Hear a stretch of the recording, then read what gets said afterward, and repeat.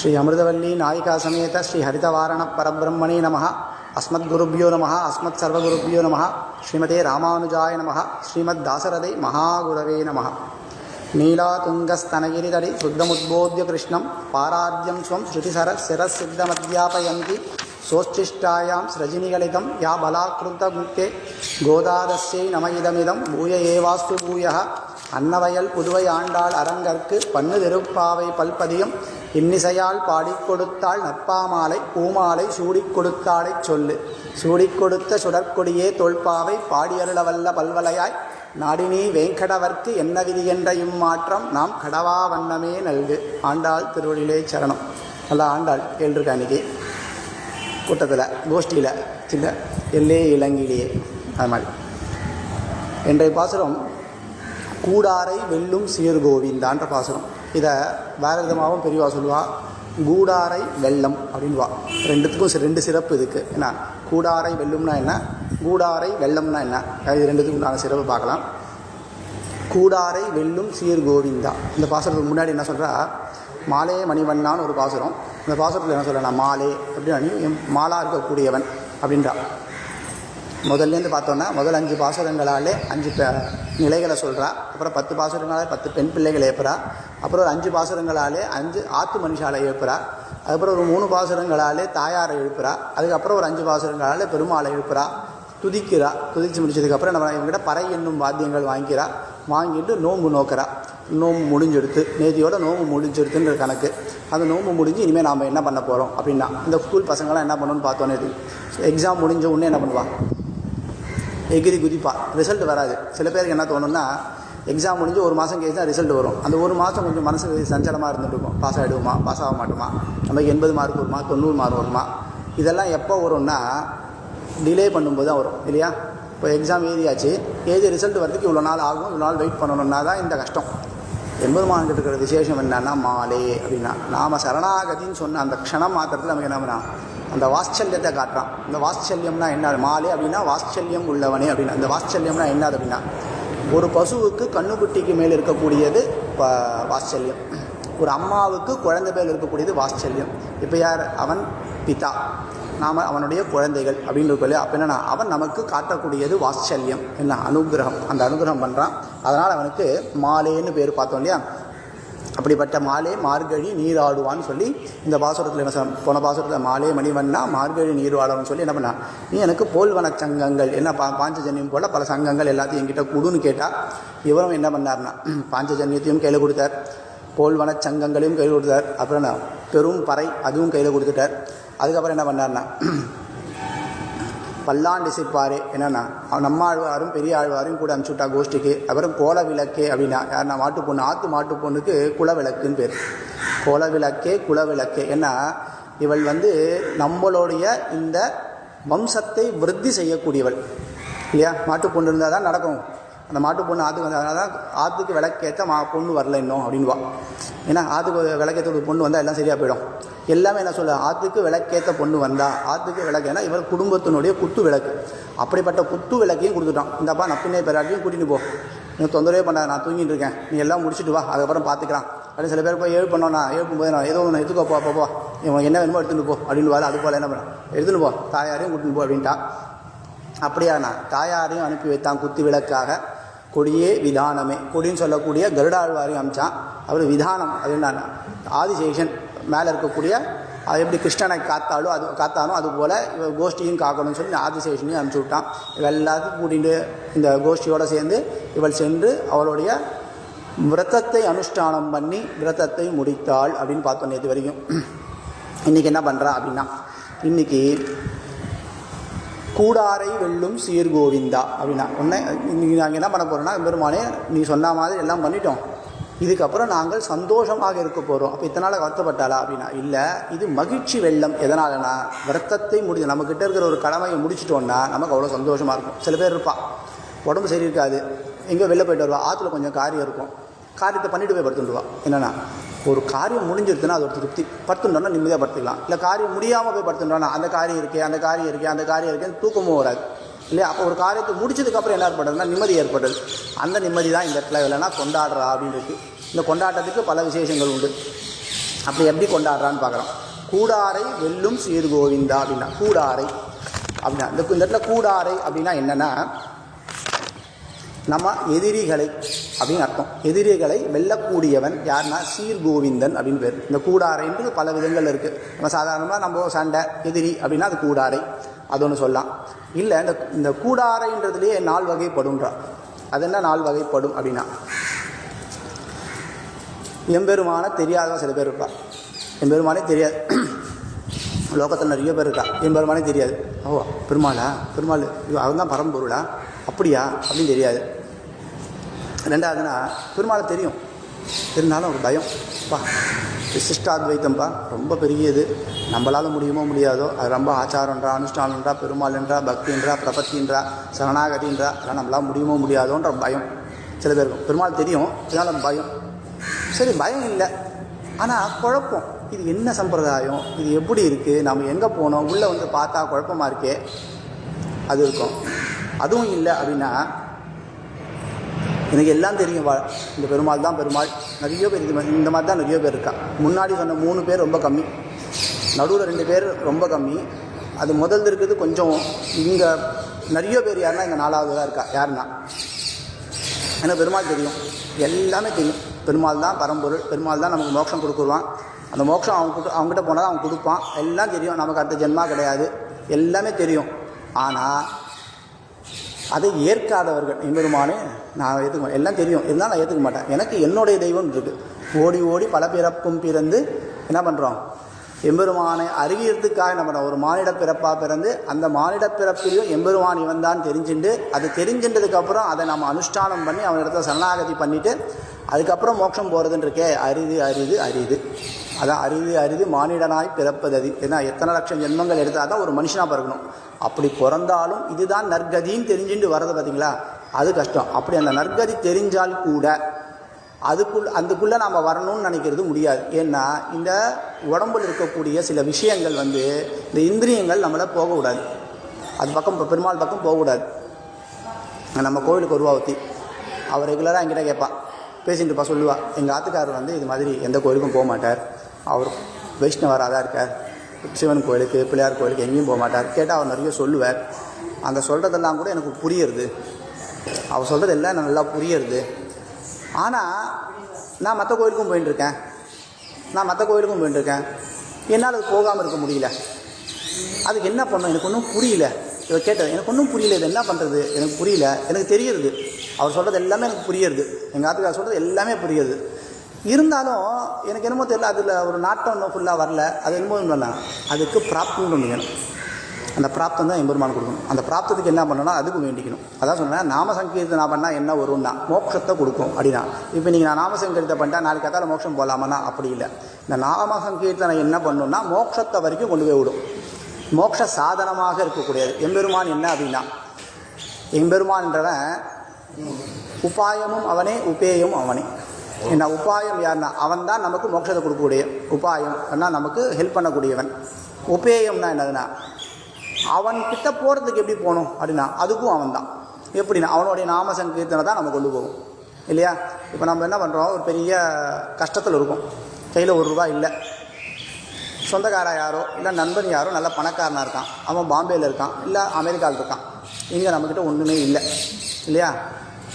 நாம் அவனுக்கு சொல்கிறோம், பா ரொம்ப கஷ்டத்தில் இருக்கேன், இதை கொஞ்சம் ஏதோ பார்த்து பண்ணு அப்படின்னா ஒன்று பண்ணு, அங்கேயும் கிளம்பி வந்துடு, நான் அவனை பார்த்துக்கிறேன் சொல்லிட்டான். உபாயமாக இருக்கான், எவ்வளோ பெரிய விஷயம். நீங்கள் எல்லாத்தையும் விட்டு இங்கே வந்து நான் அவனை பார்த்துக்கிறேன், எவ்வளோ பெரிய விஷயம் இல்லையா. ஆனால் இவன் இங்கேருந்து அமெரிக்காவுக்கு போகணும் இல்லை டெல்லிக்கு போகணும் பாம்பேக்கு போகணும், அதுக்கு அடுத்த வேலைக்கு சாப்பிட்றதுக்கு பலகாரம் பண்ணுறதுக்கு ஒரு ₹10 இல்லை. இவன் எப்படி இங்கேருந்து அங்கே போவான் இல்லையா. அது ஒரு கஷ்டமா, அதுக்கு ஒரு யாச்சகம் பண்ணணும், இதை வைக்கணும், அதெல்லாம் பண்ணிட்டு அது போகணும்ல. நான் கஷ்டமே வேண்டாம் எம்பெருமான்கிட்ட, அதுதான் விஷயம். இது விட சுழுவான ஒரு வழி வேறு எங்கேயுமே கிடையாது. எம்பெருமான்கிட்ட இருக்கிற சுழுவான வழி. இந்த குழப்பம் இருக்கிற வழி தான் இது கஷ்டமான வழி இல்லையா. குழப்பம் இல்லாதவளுக்கு நிறைய பேர் சொல்லுவாள், இது என்ன சார் கடவுள் இல்லை, அதெல்லாம் கிடையாது, இது என்ன சம்பிரதாயம், இந்த சம்பிரதாயம்லாம் கிடையாது, இல்லை ஒன்றுமே இல்லைன்றா இல்லையா. அவகிட்ட நான் சொல்கிற ஒரே ஒரு விஷயந்தான், என்னென்னா உள்ளே வந்து பார்த்தா தான் அது என்னன்னு தெரியும், உள்ளே வந்து பார்க்காத வரைக்கும் தெரியாது.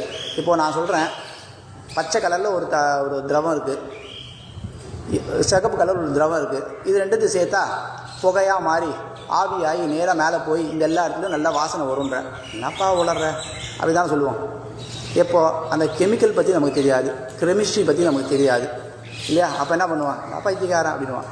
உள்ளே போய் கெமிஸ்ட்ரி பார்த்து புரிஞ்சுட்டு அது ஆமாம் கரெக்டு அப்படின்னு தெரிஞ்சதுக்கப்புறம் என்ன பண்ணுறான், இது கெமிஸ்ட்ரி, இது ரெண்டும் கலந்தால் இது வருது, இது ஒன்றுமே இல்லை, இது நமக்கு கிடைக்கக்கூடிய ஆக்சிஜன். புகையாக வருதுன்னா என்ன, புகை ஆக்சிஜனாக நமக்கு வருது இல்லையா? இது என்னென்னா அது தெரிஞ்சவனுக்கு தான் அது புரியும். வெளில இருக்கிறவனுக்கு அது தெரியாது, புரியாத மாதிரி தான் இருக்கும். உள்ளே வந்தால் தான் இது என்னன்னு தெரியும். தெரிஞ்சதுக்கப்புறம் தான் அந்த வழியை நாம் நடக்கக்கூடும். அது ரொம்ப விசேஷம். அப்படியாக என்னென்னா இப்படி குழப்பமாக இருக்கிறவர்கள், பலமாக இருக்கிறவர்கள் எல்லாம் தெரியும், இருந்தாலும் நான் ஏற்றுக்க மாட்டேன். ஏன் ஏற்றுக்க மாட்டேன்னா, நான் வேற ஒரு இடத்துல மாட்டின்னு இருக்கேன் அப்படின்னு வச்சுக்குவோம். வேறு இடத்துல இருக்கேன், அங்கேயே நான் மாட்டின்னு இருக்கேன், நான் அங்கேயும் என்னால் வெளில வர முடியல. அதுதான் அந்த பொண்ணு கேட்டான். அந்த அம்மா கேட்டால் என்ன கேட்டேன்னா, எனக்கு எல்லாமே தெரியுது, அவர் சொல்கிறதெல்லாம் கரெக்டு, எல்லாமே கரெக்டு, எல்லாம் புரியுறது, ஆனால் எனக்கு அதனால் வர முடியல அப்படின்னா அதுக்கு தான் பிராப்தம் வேணும். அந்த பிராப்தத்தை எப்படி நமக்கு கிடைக்கும்னா, நாம் வைக்கிற ஒரே ஒரு அடி, பரமாத்மா வைக்கக்கூடிய 99 அடி வந்து, அதனால தான் அவன் உபேயம், அவன் தான் நமக்கு வழிகாட்டுறான். என்ன பண்ண, நம்ம நேராக நம்மக்கிட்ட வந்து நம்மளை கூட்டின்னு போகிறான் இல்லையா? சொன்னோமே இந்த இடத்துல ரஜோகுணம் தமோ குணத்தை விட்டுட்டு இந்த சத்வகுணம் சொல்லக்கூடிய இந்த குணத்தினால இந்த ஜீவாத்மான்றவன் என்ன பண்ணுறான்னா, ஒரே ஒரு அடி முன்னாடி வச்சா போதும், 99 அடி பெருமாள் வரான். அதனால தான் அவன் உபேயம், அவன் தான் நமக்கு வாய் காட்டக்கூடியதான், நம்மளை கூட்டின்னு போகக்கூடியவும் அவன் தான். கவலையே படாத. ஒரு அப்பா என்ன பண்ணுவான், அதை பண்ணுவான். என்னன்னா, அப்பா பையன் எங்கேயோ இருக்கான், அப்பா நான் இங்கே இருக்கேன், எங்கே இருக்கேன்னு தெரில, என்ன பண்ணுறதுன்னு தெரியல, எனக்கு வர தெரில அப்படின்னா, கவலைப்படாத, நான் வந்து கூப்பிட்டு போகிறேன் அப்படின்னு வரான் இல்லையா? அப்படிப்பட்டவன் தான் எம்பெருமான். அவன் தான் மாலே மணிவண்ணா அப்படின்னு சொல்கிறான். அப்படியாக இந்த மாதிரியான கூடாரை இதெல்லாம் இல்லாதவன், இதெல்லாத்தையும் ஒதுக்கக்கூடியவை, அது கூடாரை அப்படின்னா. இதில் இன்னொரு விசேஷமாகத்தை பார்த்தோன்னா, நம்மளை சுற்றியே நிறைய பேர் இருப்பாள் இந்த கூடார். யாருன்னா, நம்மளை மாற்றுறதுக்கு இருப்பாள். நம்மக்கிட்ட வந்து பேசுவாள். என்ன பேசுவா, இது என்ன இருக்குது, இதில் ஒன்றுமே கிடையாது, அதில் வாங்குவோம், அதில் எல்லாம் இருக்குது அப்படின்வா. இது எல்லாத்தையும் வென்று பல சிங்கங்கள் வந்து நிரூபித்த ஒரு சம்பிரதாயம் நம்ம சம்பிரதாயம். பல பேர் வந்தால், ஜெயினர்கள் வந்தால் 1000 நாகத்தோட பாஷைக்காரர் என்ன பண்ணார், எல்லாருமே வென்றார்னு பார்த்தோம். திக்கஜங்கள் இருக்கா நம்மக்கிட்ட, இதெல்லாம் நம்ம ஏற்கனவே எல்லாம் இது எல்லாத்தை விட சிறந்தது இந்த வழி தான் அப்படின்னு சொல்கிறது. அதான் சொன்னேன், இந்த பூட்டு ஒருத்தம் பண்ணி வச்சுட்டான், போய் 100 ரூபா கொடுத்து வாங்கிட்டு வரதான் நம்ம வேலை. சுலபம் இல்லையா? நானே பூட்டு பண்ணுறேன், நானே எல்லாம் பண்ணுறேன் அப்படின்னு நினச்சான்னா அது பண்ண முடியாது, அது கஷ்டம். அப்படியே பண்ணால் கூட நஷ்டம் இல்லையா? இது எதுவுமே இல்லாததுன்னா சிம்பிளாக ஒரு வழி பெரியவா நம்மக்கிட்ட வகுத்தா, அதுவும் ரகசியமாக இருந்தது. அந்த ரகசியத்தை உடைச்சி நமக்கு எல்லாருக்கும் கிட்ட கொண்டு சேர்த்தவர் ராமானுஜர். அவர் விசேஷம், அவருக்கும் இந்த பாசுரத்துக்கும் ஒரு விசேஷம் இருக்குது, அதையும் பார்க்கலாம். அப்படியாக இந்த கூடாரை வெல்லும், இந்த நமக்கு எதிரியாக இருக்கக்கூடிய எல்லாத்தையும் வெல்லக்கூடியவன் யார்னா, இவன் சீர் கோவிந்தனா. ஏன் கோவிந்தன் சொல்லிருக்கலாம், வேறு ஏதாவது பேர் சொல்லியிருக்கலாம். இந்த கோவிந்தன் ஏன் அப்படின்னு சொல்லலாம், இந்த கோவிந்தனுடைய விசேஷம் தான். எங்கே போனாலும் நம்ம என்ன சொல்லலாம், பெருமாள் கோவில்னா சொல்லக்கூடிய முதல் வார்த்தை அது கோவிந்தா தான் வரும். கோயில், நம்ம கோயிலில் ஆரத்தி எடுக்கிறோம், எடுத்து கோவிந்தா அப்படின்னா போதும், மொத்த ஜனமும் கோவிந்தான்றா. மலைக்கு போகிறா எல்லாரும் கோவிந்தான்றா. இல்லைண்ணா, எம்பெருமானோடைய நாமம் பல நாமங்கள் இருந்தால் கூட இந்த கோவிந்தான்ற வார்த்தைக்கு உண்டான விசேஷம் ஏற்றமானது.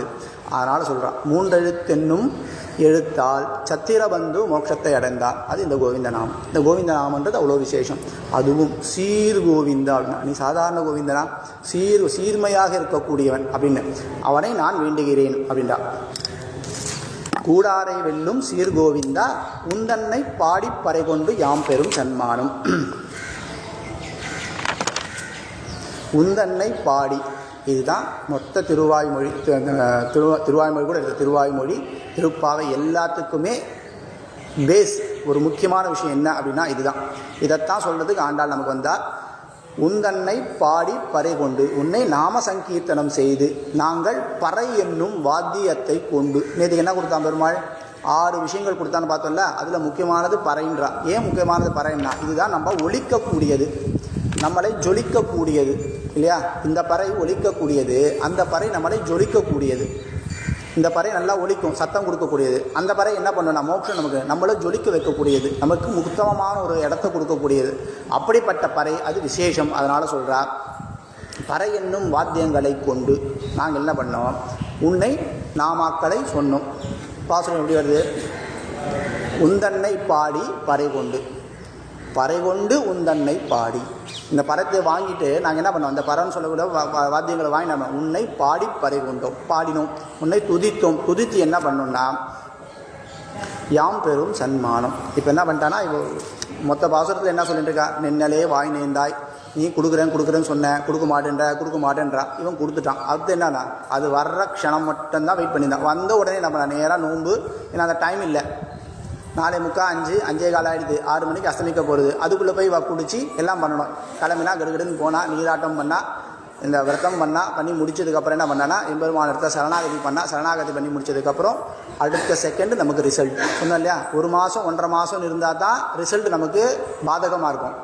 சாதகமாக எப்போ இருக்குன்னா உடனே வந்ததுன்னா சாதகம். அது எப்படி சாதகம்னா, நம்ம எக்ஸாமில் பாஸ் ஆனாலும் சாதகம், ஃபெயில் ஆனாலும் சாதகம். ஏதோ ஒரு மனநிலை கொண்டு வருவோம் இல்லையா, இல்லை பாஸா ஃபெயிலான்ற என்னன்னு இல்லை. அதனால் என் பெருமானுக்கிட்ட இருக்கிற விசேஷம். ஆனால் இதில் விசேஷம் என்னன்னா, ஃபெயிலுன்றதே கிடையாது. எதனால் கிடையாதுன்னா, நீ சரணாகத்தின்னு காலில் விழுந்துட்டன்னா உன்னை காப்பாற்றுறன்னு வாக்கு கொடுத்துட்டான் பல இடங்களில். அதனால் அவன் அதை மீற மாட்டான். அதான் சொல்கிறான், சீதா பிராட்டியே கேட்குறா, இத்தனை பேருக்கு வாக்கு கொடுத்துருக்கே, இவெல்லாம் முனிவர்கள்லாம் வந்து கேட்குறாளே, அது உன்னால் முடியாதுன்னா என்ன பண்ணுவேன் அப்படின்னா சொன்னா, கட்டிண்டு வந்த ஒன்றை விட்டாலும் விடுவேன். எனக்காகவே வந்து அடிமைத்தனம் பண்ணுறதுக்காக வந்திருக்கானே லக்ஷ்மணன், அவனை விட்டாலும் விட்டுருவேன்.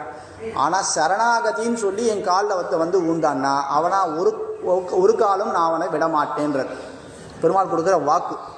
அது விசேஷம். அப்படியா என்ன சொல்கிறார்னா, எம்பெருமானிடத்தில் அதை சந்தேகமே இருக்கக்கூடாது. நாம் சரணாகதி பண்ணிட்டோம்னா இருக்க வேண்டிய ஒரே ஒரு விஷயம் என்னென்னா விஸ்வாசம். அது விஸ்வாசம்னு சொல்ல சம்பிரதாயத்தில் மகா விஸ்வாசம்ன்றா. விஸ்வாசம்னு சொன்னால் நீ முன்ன பின்ன நினச்சிக்க போகிற, இல்லை இது மகா விஸ்வாசம் அப்படின்றா. பகவத் அபச்சாரம், பாகவத அபச்சாரம் இது முக்கியம். இதை விட முக்கியமானது மகா விஸ்வாசம். நான் சரணாகதி பண்ணிட்டேன், அந்த சரணாகதி எனக்கு பரிபூர்ணமாக கிடைத்து விட்டது அப்படின்ற எண்ணத்தோடு தான் அடுத்து நகரணும். அப்படியாக நாங்கள் இந்த விரதம் பண்ணதுனால என்ன கிடைச்சது அப்படின்னா, நாங்கள் சன்மானம் பெற்றோம். என்ன சன்மானம் பெற்றோம்? மோட்சத்தை பெற்றோம் அப்படின்றா. அப்படியாக நாங்கள் பெறும் வெகுமதி என்னென்னா, கண்ணனையே மோட்சம் எடுத்துட்டோம். கண்ணன் தானே இந்த விரதம் பண்ணுறோம். யாருக்கு பண்ணுறோம்? அங்கே பரலோகத்தில் இருக்கக்கூடிய நாராயணனுக்கா பண்ணுறோம்? பக்கத்திலே இருக்கிற கிருஷ்ணனுக்கு தான் பண்ணுறோம் இல்லையா? கூடவே இருக்கான், அவனை வச்சு ஆராதனை பண்ணி அவனுக்கே எல்லாமே சமர்ப்பணம் பண்ணி அவனிடத்துலேயே போய் சேர்ந்துடுவோம் இல்லையா? இவன் யார்? இவன் தான் பரமாத்மான்னு சொல்லக்கூடியவன். அதனால் நாடு புகழும் இது பண்ணதுனால, கண்ணனை பெற்றதுனால நமக்கு என்ன கிடைச்சுன்னா நாடு புகழும் பரிசினால்னா. இது என்ன பரிசு? நாடு புகழும் பரிசான். என்னைக்கோ 1300 வருஷத்துக்கு முன்னாடி, இல்லை 1500 வருஷத்துக்கு முன்னாடி ஆண்டாள் நம்ம பார்த்தோம் இல்லை, அவதாரிகளை பார்க்கும்போது இந்த பாசுரத்தை வியாழன் எழுந்து வெள்ளி எழுந்து வியாழன் உறங்கிட்டுன்னு பார்த்தோம். இதை வச்சுட்டு ஒரு சில பேர் கால்குலேஷன், இந்த மாதிரி நேரங்களில் இந்த மாதிரி இது அதில் ஒரு கால்குலேஷன் இருக்குது அந்த பாசுரத்தில். அதை வச்சுட்டு பார்த்தா இது மாதிரி எப்போ முன்னாடி வந்ததுன்னு பார்த்தா அது 730வது வருஷமோ 35வது வருஷமோ அந்த 15வது வருஷமோ வருதுன்றான். அப்போ ஆண்டாண்டு அவதாரம் 715வது வருஷமோ, இந்த பாட்டு பாடினால் எப்போ பாடினால் 730வது வருஷம், இப்படி அப்ராக்சிமேட்டாக வச்சுருக்கா. இப்போ 730 நான் 1500 வருஷத்துக்கு முன்னாடி. இன்றைக்கும் நம்ம அதை சொல்லிட்டு இருக்கோமா? எதனால் சொல்லிட்டு இருக்கோம்? நாடு புகழும். இது மட்டுமா அப்படின்னா எவ்வளோ நாடு புகழும் பரிசினால் வச்சுட்டுருக்கான். என்னென்ன வச்ச நாடு புகழும் பரிசினால்? இது என்னென்னா, சுதாமான்னு சொல்லக்கூடியவன் கிருஷ்ணனுடைய நண்பன், ரொம்ப கஷ்டத்தில் இருக்கான் இல்லையா? தாரித்ரியம் தலை தூக்கி இருந்த அவங்ககிட்ட. அந்த தாரித்திரத்துலேயே என்ன பண்ணான்னா, அவள் வைஃப் சொல்கிறா, கிருஷ்ணன் தான் ராஜாவாச்சே, துவாரகைக்கு ராஜாவன், துவாரகையோட ராஜாவாச்சே, செல்வ செழிப்பாக இருக்காண்டா, போய் கேட்டால் ஒரு 5-10 வராகம் கொடுக்க மாட்டான், போய் கேளு அப்படின்றான். இவன் சொல்கிறான், இவனுக்கு வெக்கம். எனக்கு அவங்ககிட்ட இருக்கக்கூடியது நட்பு. பெருமாள்கிட்ட எது வேணால் இருக்கலாம், நட்பு. விரோதம் கூட பார்த்தான் கம்சன், அவன் என்ன நல்கதி வெட்டான். ஆனால் பெருமாள் நினைக்கணும், இவன் என்ன சொல்லனா, என்கிட்ட இருக்கிற நட்பு, அந்த நட்புக்கு பதிலாக நான் பைசா கேட்டால் அது எவ்வளோ பெரிய தப்பாக இருக்குது இல்லையா? நான் என்னோடய நட்பை வச்சுட்டு இதுக்கு நான் வந்து ஆதாயத்தை தேடுறதுன்றது கூடாது இல்லையா? அந்த ஆதாயம் தேடுறது தப்புன்றான். இல்லை நம்மளுடைய நிலைமை அப்படின்றான். அரை மனசோடு கிளம்பி போகிறான். கிளம்பி போகும்போது என்ன பண்ணானா, கிருஷ்ணருக்கு பிடிச்ச ஒரு வஸ்து கொண்டு போகிறான். அவல், நல்லா இடித்த அவல் இருக்கு இல்லையா? அந்த அவல் எடுத்துகிட்டு போகிறான். கிருஷ்ணனுக்கு ரொம்ப அவல் பிடிக்கும். அவல் எடுத்துகிட்டு போகிறான்.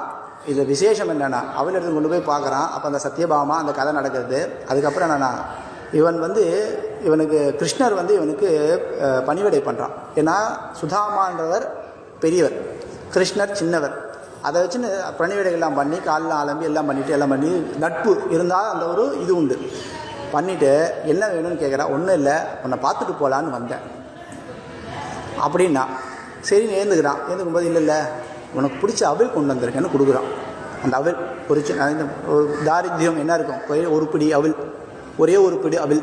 அந்த அவல் என்னன்னா ஒரு சின்ன துணியில் மூட்டை மாதிரி கட்டி எடுத்துன்னு இடுப்பில் சொருகின்னு போகிறான்.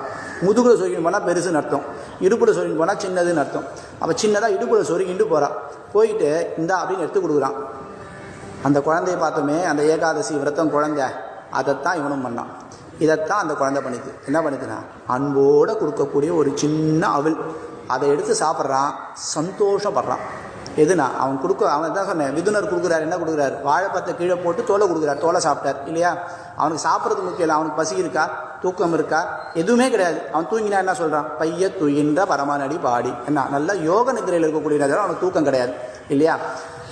அப்போ ஒரு வேளை அவன் தூங்கிட்டான்னு வச்சுக்கோங்க, என்ன ஆகும்? அண்ட சராசங்கள் நின்று போயிடும் இல்லை? அப்போ அவனுக்கு தூக்கம் கிடையாது. அதனால் அப்படி இருக்கக்கூடிய என்னவனா அந்த கொஞ்சோண்டு கொடுக்கக்கூடிய அந்த அவலை எடுத்துட்டா, அந்த அவளுக்கு பதில் என்ன கேட்குறான்? வேறு என்ன வேணும், ஏதாவது வேணுமான்னு கேட்குறான். கேட்டும் சொல்கிறான், இல்லை எனக்கு ஒன்றும் வேண்டாம், உன்னை பார்த்துட்டு போகலான் தான் வந்தேன்ட்டு கிளம்பிடுறான். கிளம்பி ஆற்று வாசல் வந்து பார்க்குறான். இங்கே நம்பா இருக்கணுமே, நம்பா காணமேன்னு பார்க்குறான். முதல்ல இங்கே நம்பா இருக்கணுமே, நம்ம ஆற்றுக்கு போகிறோம், வெளில எங்கேயா போகிறோம், ஊருக்கு யாத்திரையெல்லாம் போயிட்டு வரோம். வந்ததுக்கப்புறம் பார்த்தா உள்ளுக்குள்ளே கதவு திறந்து இருந்ததுன்னு வச்சுங்களேன். கதவை காணும், கதவை பேத்துட்டான்னு வச்சுக்கேன், பகீர்னுது இல்லையா? கதவை காணும்னா இப்போ ஆமே காணும் எப்படி இருக்கும்? இந்த இடத்துல இருந்ததே காணோம்னா இப்படி அவ்வளோ கஷ்டமாக காணும். என்னடான்னு பார்த்தா அந்த இடத்துல பெரிய மாளிகை இருக்குது. ஐயோ வேற எங்கேயோ வந்துட்டுமா, இடமா வேறு தெருவுக்கு வந்துட்டுமா, வேறு தெருவுக்கு வர முடியாது, அவ்வளோ பெரிய மாளிகையாக இருக்குது, அப்போ வேறு ஊருக்கு வந்துட்டுமா அப்படின்னா குழப்பம் அடையான். திடீர்னு பார்த்தா உள்ளேருந்து அவனோட ஒய்ஃப் வந்து அவள் ஆத்துக்காரி நேரம் உள்ளேருந்து வெளில வரா. எப்படி ஜொலிச்சுண்டு வரா, தங்கமயமாக ஜொலிச்சுண்டு வெளில வரா. இவனுக்கு ஒன்றுமே புரியல, என்னடா அப்படின்னு. என்னன்னு தெரில. திடீர்னு நாங்கள் தூங்கிட்டோம். எழுந்து பார்த்தா எல்லாம் மாளிகையில் இருக்கோம். மாளிகையில் நாங்கள் எல்லாம் பட்டு பீத்தாம்பரத்தோடையும் நகைகளோடையும் எல்லா ஆபரணங்களோடையும் இது எல்லாத்தையும் இப்போ ஆண்டாள் கோஷ்டி போட்டுக்க போகிறான். எல்லாத்தையும் வந்து தரிச்சுட்டு இருக்கோம், எங்களுக்கே தெரியாது அப்படின்னா. அப்போ தான் இவனுக்கு புரியுது, எம்பெருமானே நான் அவன்கிட்ட கேட்கணும்னு இல்லை, இருந்தாலும் நீ என்கிட்ட கொடுத்த, அதுதான் அவன் தான் மாலை பண்ணானா. அப்படிப்பட்ட பண்ணவன். இதே மாதிரி யார் பண்ண? திரௌபதிக்கு என்ன பண்ணா? மானத்தை காத்தான் அப்படின்னா. திரௌபதி சகா, சுதாமா சகா, திரௌபதியும் சகா. என்ன பண்ணுறான்னா திரௌபதிக்கு கஷ்டகாலம் வரும்போது என்ன பண்ணான்னா, நான் வந்து அவள் வரக்கூடாதுன்றது தான் என்ன இவாளுக்கு. பாண்டவர்கள் என்ன நினைக்கிறான்னா, கிருஷ்ணனுக்கு எப்படியாவது தெரியாமல் பார்த்துக்கோ அப்படின்றான். அதனால் கிருஷ்ணன் வரல. இப்போது சகுனி என்ன பண்ணுறான்? சிறந்தவன், ஆட்டத்தில் சிறந்தவன். சகுனி போட்டி போடுறான். துரியோதனன் என்ன சொல்கிறான்? எனக்கு ஆட தெரியாது, நான் சகுனி மாமாவை வச்சு ஆடுறேன், நீங்கள் ஆடுங்கோன்றான்.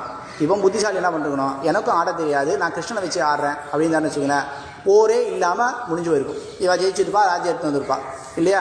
அதை பண்ணல. இப்போ தர்மர் என்ன பண்ணுறான்னா, இது பண்ணுறது அதர்ம காரியம். நான் வந்து அந்த இடத்துல அவளோட இதுவே என்னென்னா வழக்கம் என்னென்னா, அந்த இடத்துல அவள் விளையாடுறது வழக்கம், அந்த பந்தயம் போட்டு விளையாடுறது வழக்கம். அது தப்பான காரியம், நான் பண்ண மாட்டேன்றான். ஆனால் வந்ததுக்கு அப்புறமா இவள் தூண்டி விட்டதுனால கோவத்தில் ஆடுறா, மொத்தத்தையும் இழந்துடுறா. அப்போ என்ன பண்ணுறான்னா, இவளை கூட்டின்னு வந்து நடு ராஜ்யத்தில் அந்த மாளிகையில் அரண்மனையில் நடுவில் நிற்க வச்சு இவளை வந்து மானபங்கம் பண்ணணுன்னு பார்க்குறான். அந்த மானபங்கம் பண்ண விடாமல் என்ன பண்ணான்னா, மழை போல் நமக்கு என்ன புடவை கொடுத்தான் அப்படின்னு பார்க்குறோம். அப்படி விசேஷமானவன். நாம் கேட்கணும்னு இல்லை, கேட்காமலும் கொடுக்கக்கூடியவன், கேட்டும் கொடுக்கக்கூடியவன் அப்படின்றது. இதுபோல தான் விபீஷணனுக்கும் எல்லாருக்கும் பல பேருக்கு பண்ணால, 1-2 பேரில் பல பேருக்கு பண்ணான். பாண்டவாளுக்கு என்ன பண்ணான்? கடைசியில் ஜெயிச்சு கொடுத்தான். அது என்னென்னலாம் பண்ணான்? கிரமங்கள், அக்கிரமங்கள், அபரிமீதமான பண்ணக்கூடிய காரியம் எல்லாமே பண்ணானா தர்மத்துக்காக பண்ணான். இவன் பண்ணது என்னன்னா, பெருமாள் பண்ணான்னா அது தர்மம். அப்படியாக எல்லாத்தையும் பண்ணி கொடுத்தான். இவன் யாருன்னா, நமக்கு நாம் நினைக்கிற நேரத்தில் செய்யக்கூடியவன் எம்பெருமான். அது விசேஷம் இந்த இடத்துல. இப்போ நாடு புகழும் அப்படின்னா நமக்கு இந்த மாதிரி விசேஷங்கள் என்னென்னா, இதெல்லாம் நாடு புகழக்கூடிய நமக்கு விசேஷங்கள் கிடைக்கக்கூடியது என்ன அப்படின்னா, எம்பெருமானோடைய நம்ம சரணாகதி பண்ணால் நமக்கு என்ன பண்ணோம்? இந்த இவெல்லாம் சரணாகதி பண்ணதுனால இவள் நாடு புகழும் பரிசினால் நன்றாக அப்படின்னா, இதெல்லாம் நல்லபடியாக முடித்து எல்லாம் நற்கதியை பெற்று ஆனந்தத்தை பெற்றவர்கள். இனி என்ன அப்படின்னா, எல்லாம் முடிஞ்சு போச்சு, பண்ணியாச்சு, முடிஞ்சு போச்சு. இப்போ என்ன பண்ணணும் அப்படின்னா, இனிமேல் சந்தோஷமாக இருக்க வேண்டும். என்ன சந்தோஷம்னா, இனிமேல் நாம் நல்லா அலங்காரம் பண்ணிக்கணும், நல்லா பட்டு பீதாம்பரத்தை உடுத்திக்கணும், நல்லா தளிகை பண்ணி சாப்பிடணும். இல்லை நம்ம நினைக்கிறோம் இல்லையா, நம்ம ஒரு நல்ல ஃபங்க்ஷன் வருது, இல்லை ஏதோ ஒரு நல்ல காரியம், இல்லை ஆச்சாரியன் திருநட்சத்திரம், இதெல்லாம் கொண்டாட வேண்டிய விஷயங்கள் கண்டிப்பாக கொண்டாடியே ஆகணும். அது எல்லாமே கொண்டாடணும். அது சந்தோஷமாக இருந்தாலும் கொண்டாடணும், துக்கமாக இருந்தாலும் கொண்டாடணும். அது துக்கமாக இருந்ததுன்னு அப்புறம் பார்க்கலாம். இப்போ சந்தோஷமாக கொண்டாடுறது இல்லைன்னா நாம் சரணாகதி பண்ணுறோம், இல்லை சமாஷ்டனம் பண்ணுறோம் இல்லையா. சில பேர் சமாஷ்டனம் பண்ணுவா, சில பேர் பரநியாசனம் பண்ணால. இந்த நாளை குறித்து வச்சுக்கணும். குறித்து வச்சுட்டு இதுதான் நமக்கு முக்கியமான நாள். கல்யாண நாளோ பிறந்த நாளோ இதை விட முக்கியமானது என்னென்னா நாம் பண்ணக்கூடிய அந்த சரணாகதி பண்ணக்கூடிய அந்த நாள், நாம் பண்ணக்கூடிய அந்த பஞ்ச சம்ஸ்காரம் சொல்லக்கூடிய சமாஷ்டனம் பண்ண இது 2 நாளும் குறித்து வச்சுட்டு அன்னைக்கு நாள் அன்னைக்கு நட்சத்திரத்துக்கு அந்த மாதத்துக்கு நாம் ஆற்றுல நல்லா தளிகை பண்ணி சாப்பிட்ணும். இல்லையா குறைஞ்சபட்சம் ஒரு துளி பாயசமாவது பண்ணணும். கொண்டாட வேண்டிய விஷயங்கள். இப்போ பர்த்டேனா பாயசம் பண்ணணும், கல்யாணம்னா பாயசம். இது நல்ல விஷயம், அதை கொண்டாட வேண்டும். அதுக்கு பண்ணக்கூடியது பாயசம். இது போல் நல்லா சாப்பிடும், நல்லா தெளிவு பண்ண. ஆற்று என்ன பண்ணுறோம், கல்யாண நாள்னா என்ன பண்ணுறோம், இன்றைக்கி நம்ம அதுவும் முக்கியமாக 25வது கல்யாண நாள் 50வது கல்யாண நாள் முக்கியமாக என்ன பண்ணோம், தடபுடலாக ஒரு தெளிவு பண்ணி நல்லா அன்வயிக்கிறோம் இல்லையா. அது அன்வயிக்கணும், அது கொண்டாட வேண்டிய விஷயங்கள் கொண்டாடணுன்றான். அப்படி என்ன கொண்டாடுறோம் அப்படின்னா, நல்லா முதல்ல ஆபரணங்கள். பெண்களுக்கு எது முக்கியம் அப்படின்னா ஆபரணங்கள் ரொம்ப. அதனால ஒரு வியாமோகம் அவளுக்கு ஆபரணங்கள் வேலை. ஏன் அவளுக்கு வந்து பெண்களுக்கு மட்டுமா, புருஷாளுக்கும் இருக்குது. நல்லா மோதிரம் போட்டுக்கா, செயின் போட்டுருக்கா, எல்லாம் போட்டுருக்கா. எதனாலன்னா இவர்கள் பெருமாளுடைய பக்தர்கள். பெருமாள் யாருன்னா ஹரிஹி அலங்கார பிரியா. அலங்காரம் பண்ணிக்கிறதுல சந்தோஷப்படக்கூடியவன் எவன்னா அது எம்பெருமான். இவனை மாதிரி அலங்காரம், இவனை மாதிரி ஒரு புஷ்பம் சாதிக்கிறதோ, பூ சாதிக்கிறதோ, இல்லாட்டி ஆபரணங்கள் சாதிக்கிறதோ, மாலைகள் சாதிக்கிறதோ எல்லாமே பார்த்தீங்கன்னா எம்பெருமானுக்கு நடக்கிற மாதிரி எங்கேயும் நடக்காது, யாருக்கும் நடக்காது.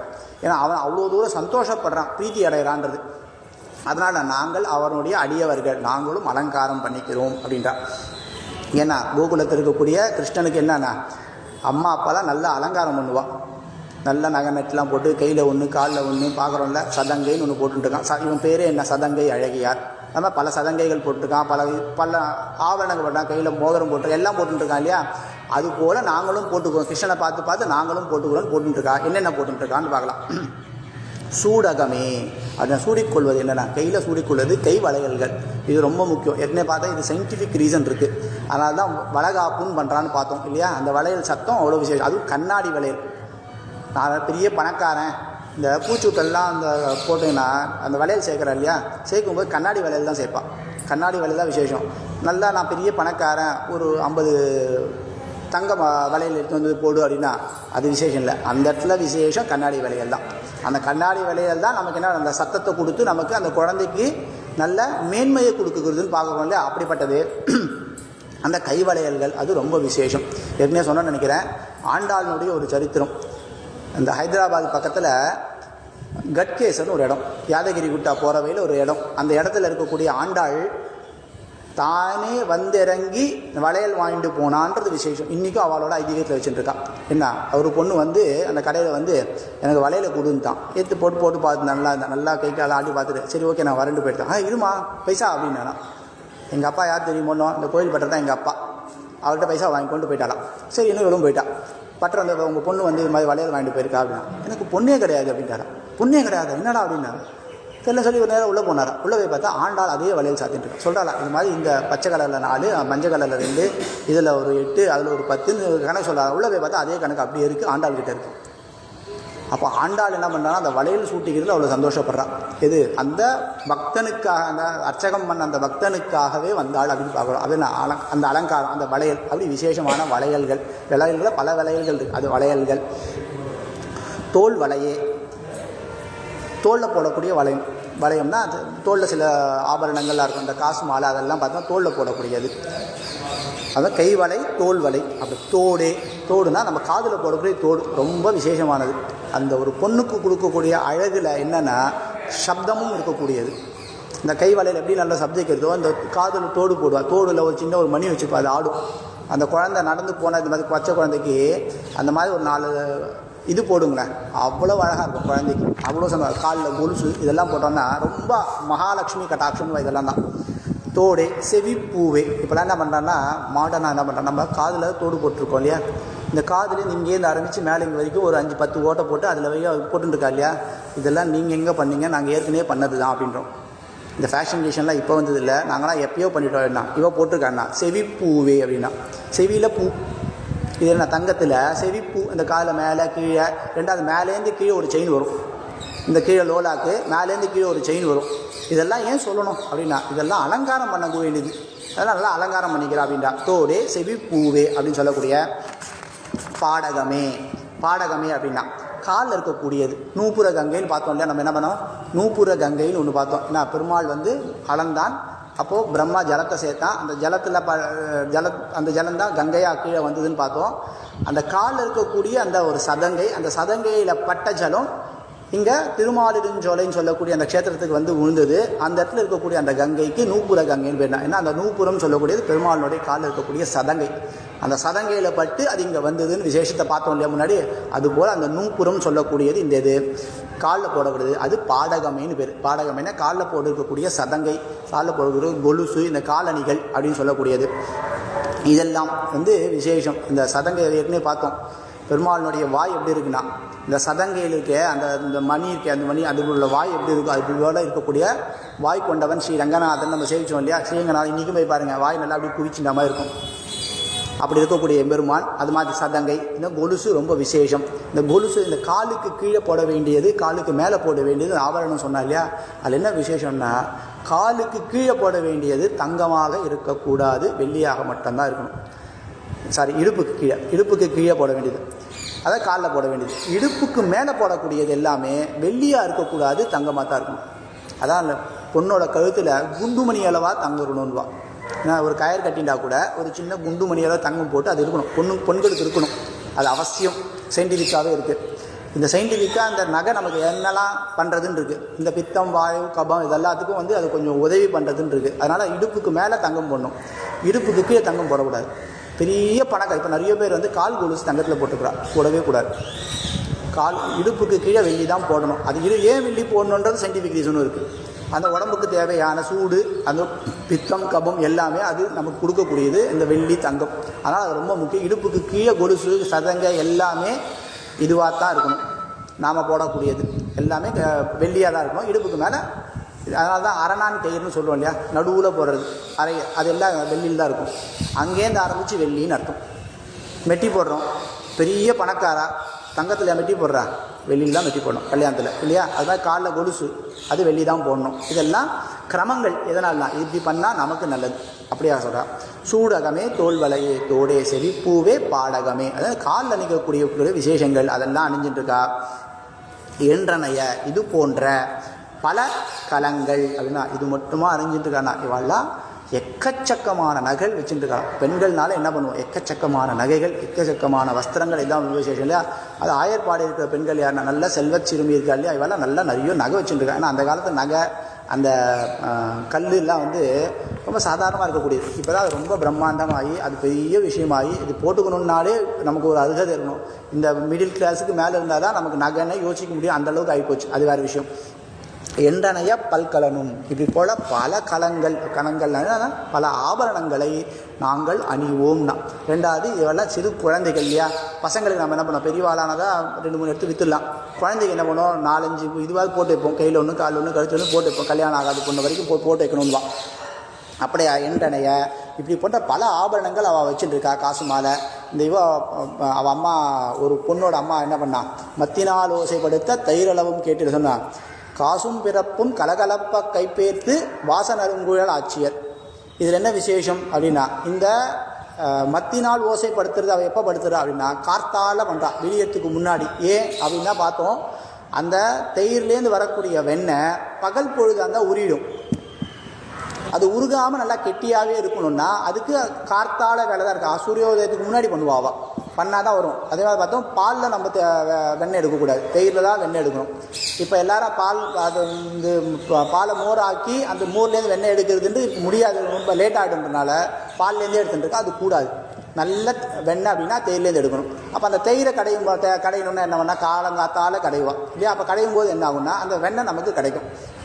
அப்போது அந்த கடையிறதுல சத்தம் எப்படி இருக்குன்னா, இவள் போட்டுக்கக்கூடிய இந்த ஆபரணங்கள் இருக்கு, அவ்வளவு ஆபரணங்கள் காசு மாலையிலேருந்து எல்லாம் போட்டுருக்கான். அது இவன் அந்த மத்துனுக்கு ஆளை கடையும் போது என்ன சத்தம் வருதுன்னா, அந்த மத்து போடுற சத்தம் வரலையாம், இவாளுடைய ஆபரணத்தோடைய சத்தம் வருதான். இந்த காசு மாலை, இந்த மாலை நிறைய ஒரு 10 நகை போட்டுருக்கோம். ஒரு தடவை குளிக்கணும்னு என்ன ஆகும், சக் சக் சக் சக்குன்னு சத்தம் கேட்குறது இல்லையா, அது ஒரு 10 போட்டுண்டா. இவன் என்ன பண்ண நிறைய போட்டுருக்கலாம். அந்த நிறைய போட்டுண்டு மத்தி நாள் இதில் விசேஷம் என்ன காலங்காத்தால் போட்டுருக்கானா என்ன அர்த்தம்னா தூங்கி எழுந்துனே போட்டுக்கணும். தூங்கி எழுந்துனே போட்டுக்க முடியும், போட முடியாது. அப்போ படுக்கும்போது கூட இவ்வளோ நாள் தான் படுத்துட்டுருக்கான். அப்போ எவ்வளோ இருக்கணும். நம்ம என்ன பண்ணோம், படுத்துக்கும்போது 4 செயின் போட்டுக்கோம், 2 மோதிரம் போட்டுக்கோம், இந்த கையில் 2 மோதிரம் போட்டுக்கணும். படுத்துக்கும் போதுனா ஒரு மோதிரம் ஒரு செயின் போட்டு படுத்துப்போம், மீது எல்லாத்தையும் கேட்டு வச்சுருவோம். சில பேர் அதுக்கும் வேணான்னு எடுத்து வச்சுருவா இல்லையா. அப்போ காத்தாலேருந்து போட்டுக்கிறது தான் மற்றதுலாம். அப்போ இவன் நைட்டு போட்டுக்கிறதே இவ்வளோ இருக்குது, இதில் இவ்வளோ சத்தம் கேட்குறதுனா அப்போ பகல் இருந்தோடனே அவள் குளிச்சதுக்கப்புறம் என்ன போட்டுப்பா அப்படின்னு பார்த்தா அவ்வளோ ஆபரணங்கள் போட்டுப்பாலாம். இவருக்கு கோபிகா ஸ்திரீகள் அவர்கள்லாம் செல்வச் சிறுமியர்களாம். அப்படியாக பல்கலனும் யாம் அணிவோம். இது போல் பல நகைகள் நாங்கள் அணிவோம். எதனால நாங்கள் கொண்டாடி கொண்டிருக்கிறோம். எதை கொண்டாடுகிறோம்? சரணாகதி செய்ததை கொண்டாடி கொண்டிருக்கிறோம். பல்கலனும் யாம் அணிவோம், பல்கலனும் யாமணிவோம், ஆடை உடுப்போம். அப்படின்னா ஆடை உடுக்கிறது ரொம்ப முக்கியமாக. வஸ்திரங்கள் ரொம்ப விசேஷம். பெருமாளுக்கு விதவிதமாக வஸ்திரங்கள் சாத்துறோம். கலர் கலராக வஸ்திரம் சாதம் அலங்கார பிரியம் இல்லையா, அதுபோல் எல்லோரும் நம்ம வஸ்திரங்கள் சாதிக்கிறது விசேஷம். எதனால்னா ஆள் பாதி ஆடை பாதி. ஒருத்தர் நல்லா ஞானியாக இருக்கான், நல்ல இதுவாக இருக்கான், அறிவோட நல்ல புத்தி ஞானம் எல்லாம் இருக்கான், இல்லை நல்லா படித்தவன்னே வச்சுக்கோங்க, நல்லா MBBS படிச்சிருக்கான் டாக்டர் அப்படின்னா, ஒரு சாதாரணமான ஒரு உள்ளாடை மாதிரி போட்டுட்டு அதுவும் 1-2 கிழிஞ்சுன்னு வெளில வந்தான்னா அவனுக்கு உண்டான மதிப்பை நம்ம கொடுப்போமா? கொடுக்க மாட்டோம். அவன் எவ்வளோ பெரிய ஆள்னா அதுக்கேற்ற மாதிரி ஒரு ஆடை இருக்கணும், இருந்தால் தான் கொடுக்கும். அப்போ ஆடைன்றது ரொம்ப விசேஷம். இது என்ன? இது மானத்தை காக்கக்கூடியது. இது எங்கே பார்த்தோம்? அம்பரமே தண்ணீரே சோரே அறம் செய்யும்னா, இந்த சோறுன்றது எவ்வளோ விசேஷமோ அதுக்கு நிகராக வரக்கூடியது நீர், அந்த நீருக்கு நிகராக வரக்கூடியது வஸ்திரம். இந்த வஸ்திரதானம் ரொம்ப முக்கியம். அப்போ வஸ்திரம்ன்றது நம்ம மானத்தை காக்கக்கூடியது. அந்த மானத்தை காக்கக்கூடியது அவசியம்.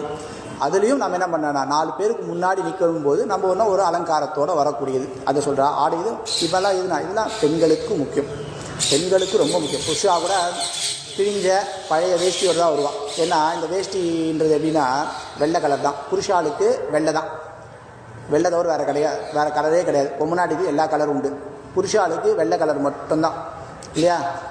போனால் போட்டோன்னு என்ன வேண்டாம், ஒரு பார்டர் வேணால் கலரை வச்சுக்கோ, இந்த முனையில் ஒரு கலரை வச்சுக்கோ, அவ்வளோதான். இந்த வெள்ளை தான் கிரகஸ்தாளுக்கும் சரி பிரம்மச்சாரிக்கும் சரி வெள்ளை தான். வெள்ளை கலர் தவிர வேறு கலர் கிடையாது. அதுக்கு அடுத்தது என்னென்னா இந்த கரை மட்டும்தான் நமக்கு இருக்கக்கூடியது. இந்த பிரம்மச்சரியம் இந்த கிரகஸ்தாசிரமம் வானப்பிரஸ்தம் வரைக்கும் நமக்கு வெள்ளை. இது முடிஞ்சதுக்கப்புறம் சன்னியாசாசிரமம் வந்துட்டால் வெள்ளை கிடையாது, காவி. இது 2 கலர் தான் புருஷாளுக்கு. மொத்தம் 4 வர்ணத்து 4 ஆசிரமத்தையும் சேர்த்தா கூட 2 கலர் தான் வாழுது. ஆனால் பொம்முநாட்டிக்கு எல்லா கலரும் உண்டு.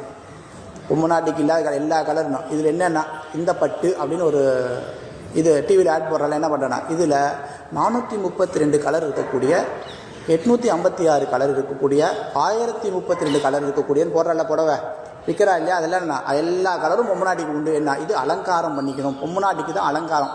அழகுன்னா என்னதுன்னா பொம்முநாட்டிக்கு தான் இல்லையா. இப்போ புருஷனுக்கு அழகு யாரையும் சொல்ல மாட்டோம், ராமரை தவிர. புருஷனுக்கு அழகான பையன் அப்படின்றது யாரும் சொல்ல, ராமரை தவிர யாரும் சொல்ல மாட்டேன். கம்பீரமான, அதே ராமன் கம்பீரமான தோல் வலி உடையவன் அப்படின்னு சொல்லல. அதனால் கம்பீரம்ன்றது புருஷாளுக்கு. பொம்முநாட்டிக்கு அழகு தான் விசேஷம். அதனால் அந்த அழகுக்கு என்ன தேவைன்னா இப்படிப்பட்ட ஆபரணங்கள் தேவை, இப்படிப்பட்ட ஆடைகள் தேவை. அப்படியானா ஏன் ஆடை உடுப்போம் அதன் பின்னே பால் சோறு. இந்த ஆடை ரொம்ப முக்கியம்ன்றது மென்ஷன் பண்ணிட்டு அதன் பின்னே பால் சோறு. ஏன்னா நாம் கொண்டாடணும்னா அதுக்கு ஒரு நல்ல ஸ்வீட் ஒன்று வேணும். ஸ்வீட்டுங்க நம்ம சாதாரணமாக நித்திய தள்ளிகை எல்லாமே இருக்குது, கூட்டு கரமந்து எல்லாமே இருக்க வருது. விசேஷ நாட்கள் என்ன இருக்குன்னா எக்ஸ்ட்ரா ஒரு வடை பாயசம். இதுதான் சொல்லுவேன், நீங்கள் என்ன வடை பாயசத்தோட தளிக்கையா அப்படின்வா. என்னன்னா அந்த பாயசத்துக்கு விசேஷம். அப்படியாக இந்த அதன் பின்னே பால் சோறு, இந்த பால் சோறுக்கு என்ன விசேஷம்? இவர் சொல்லக்கூடிய அந்த பால் சோறுக்கு என்ன விசேஷம்னா முக்கியமான ஒரு விஷயம் இருக்குது இதில். என்னென்னா இந்த பால் சோறுன்றத இவ இந்த இடத்துல ஆண்டாள் இந்த திருப்பாவையில் சொல்கிறதுக்கு காரணம்னா ஏற்கனவே நாச்சியார் திருமொழியில் சொல்லியிருக்கா. என்னன்னு சொல்லியிருக்கா, அது யாருக்காக சொல்லியிருக்கான்னு பார்க்கலாம். இதனால்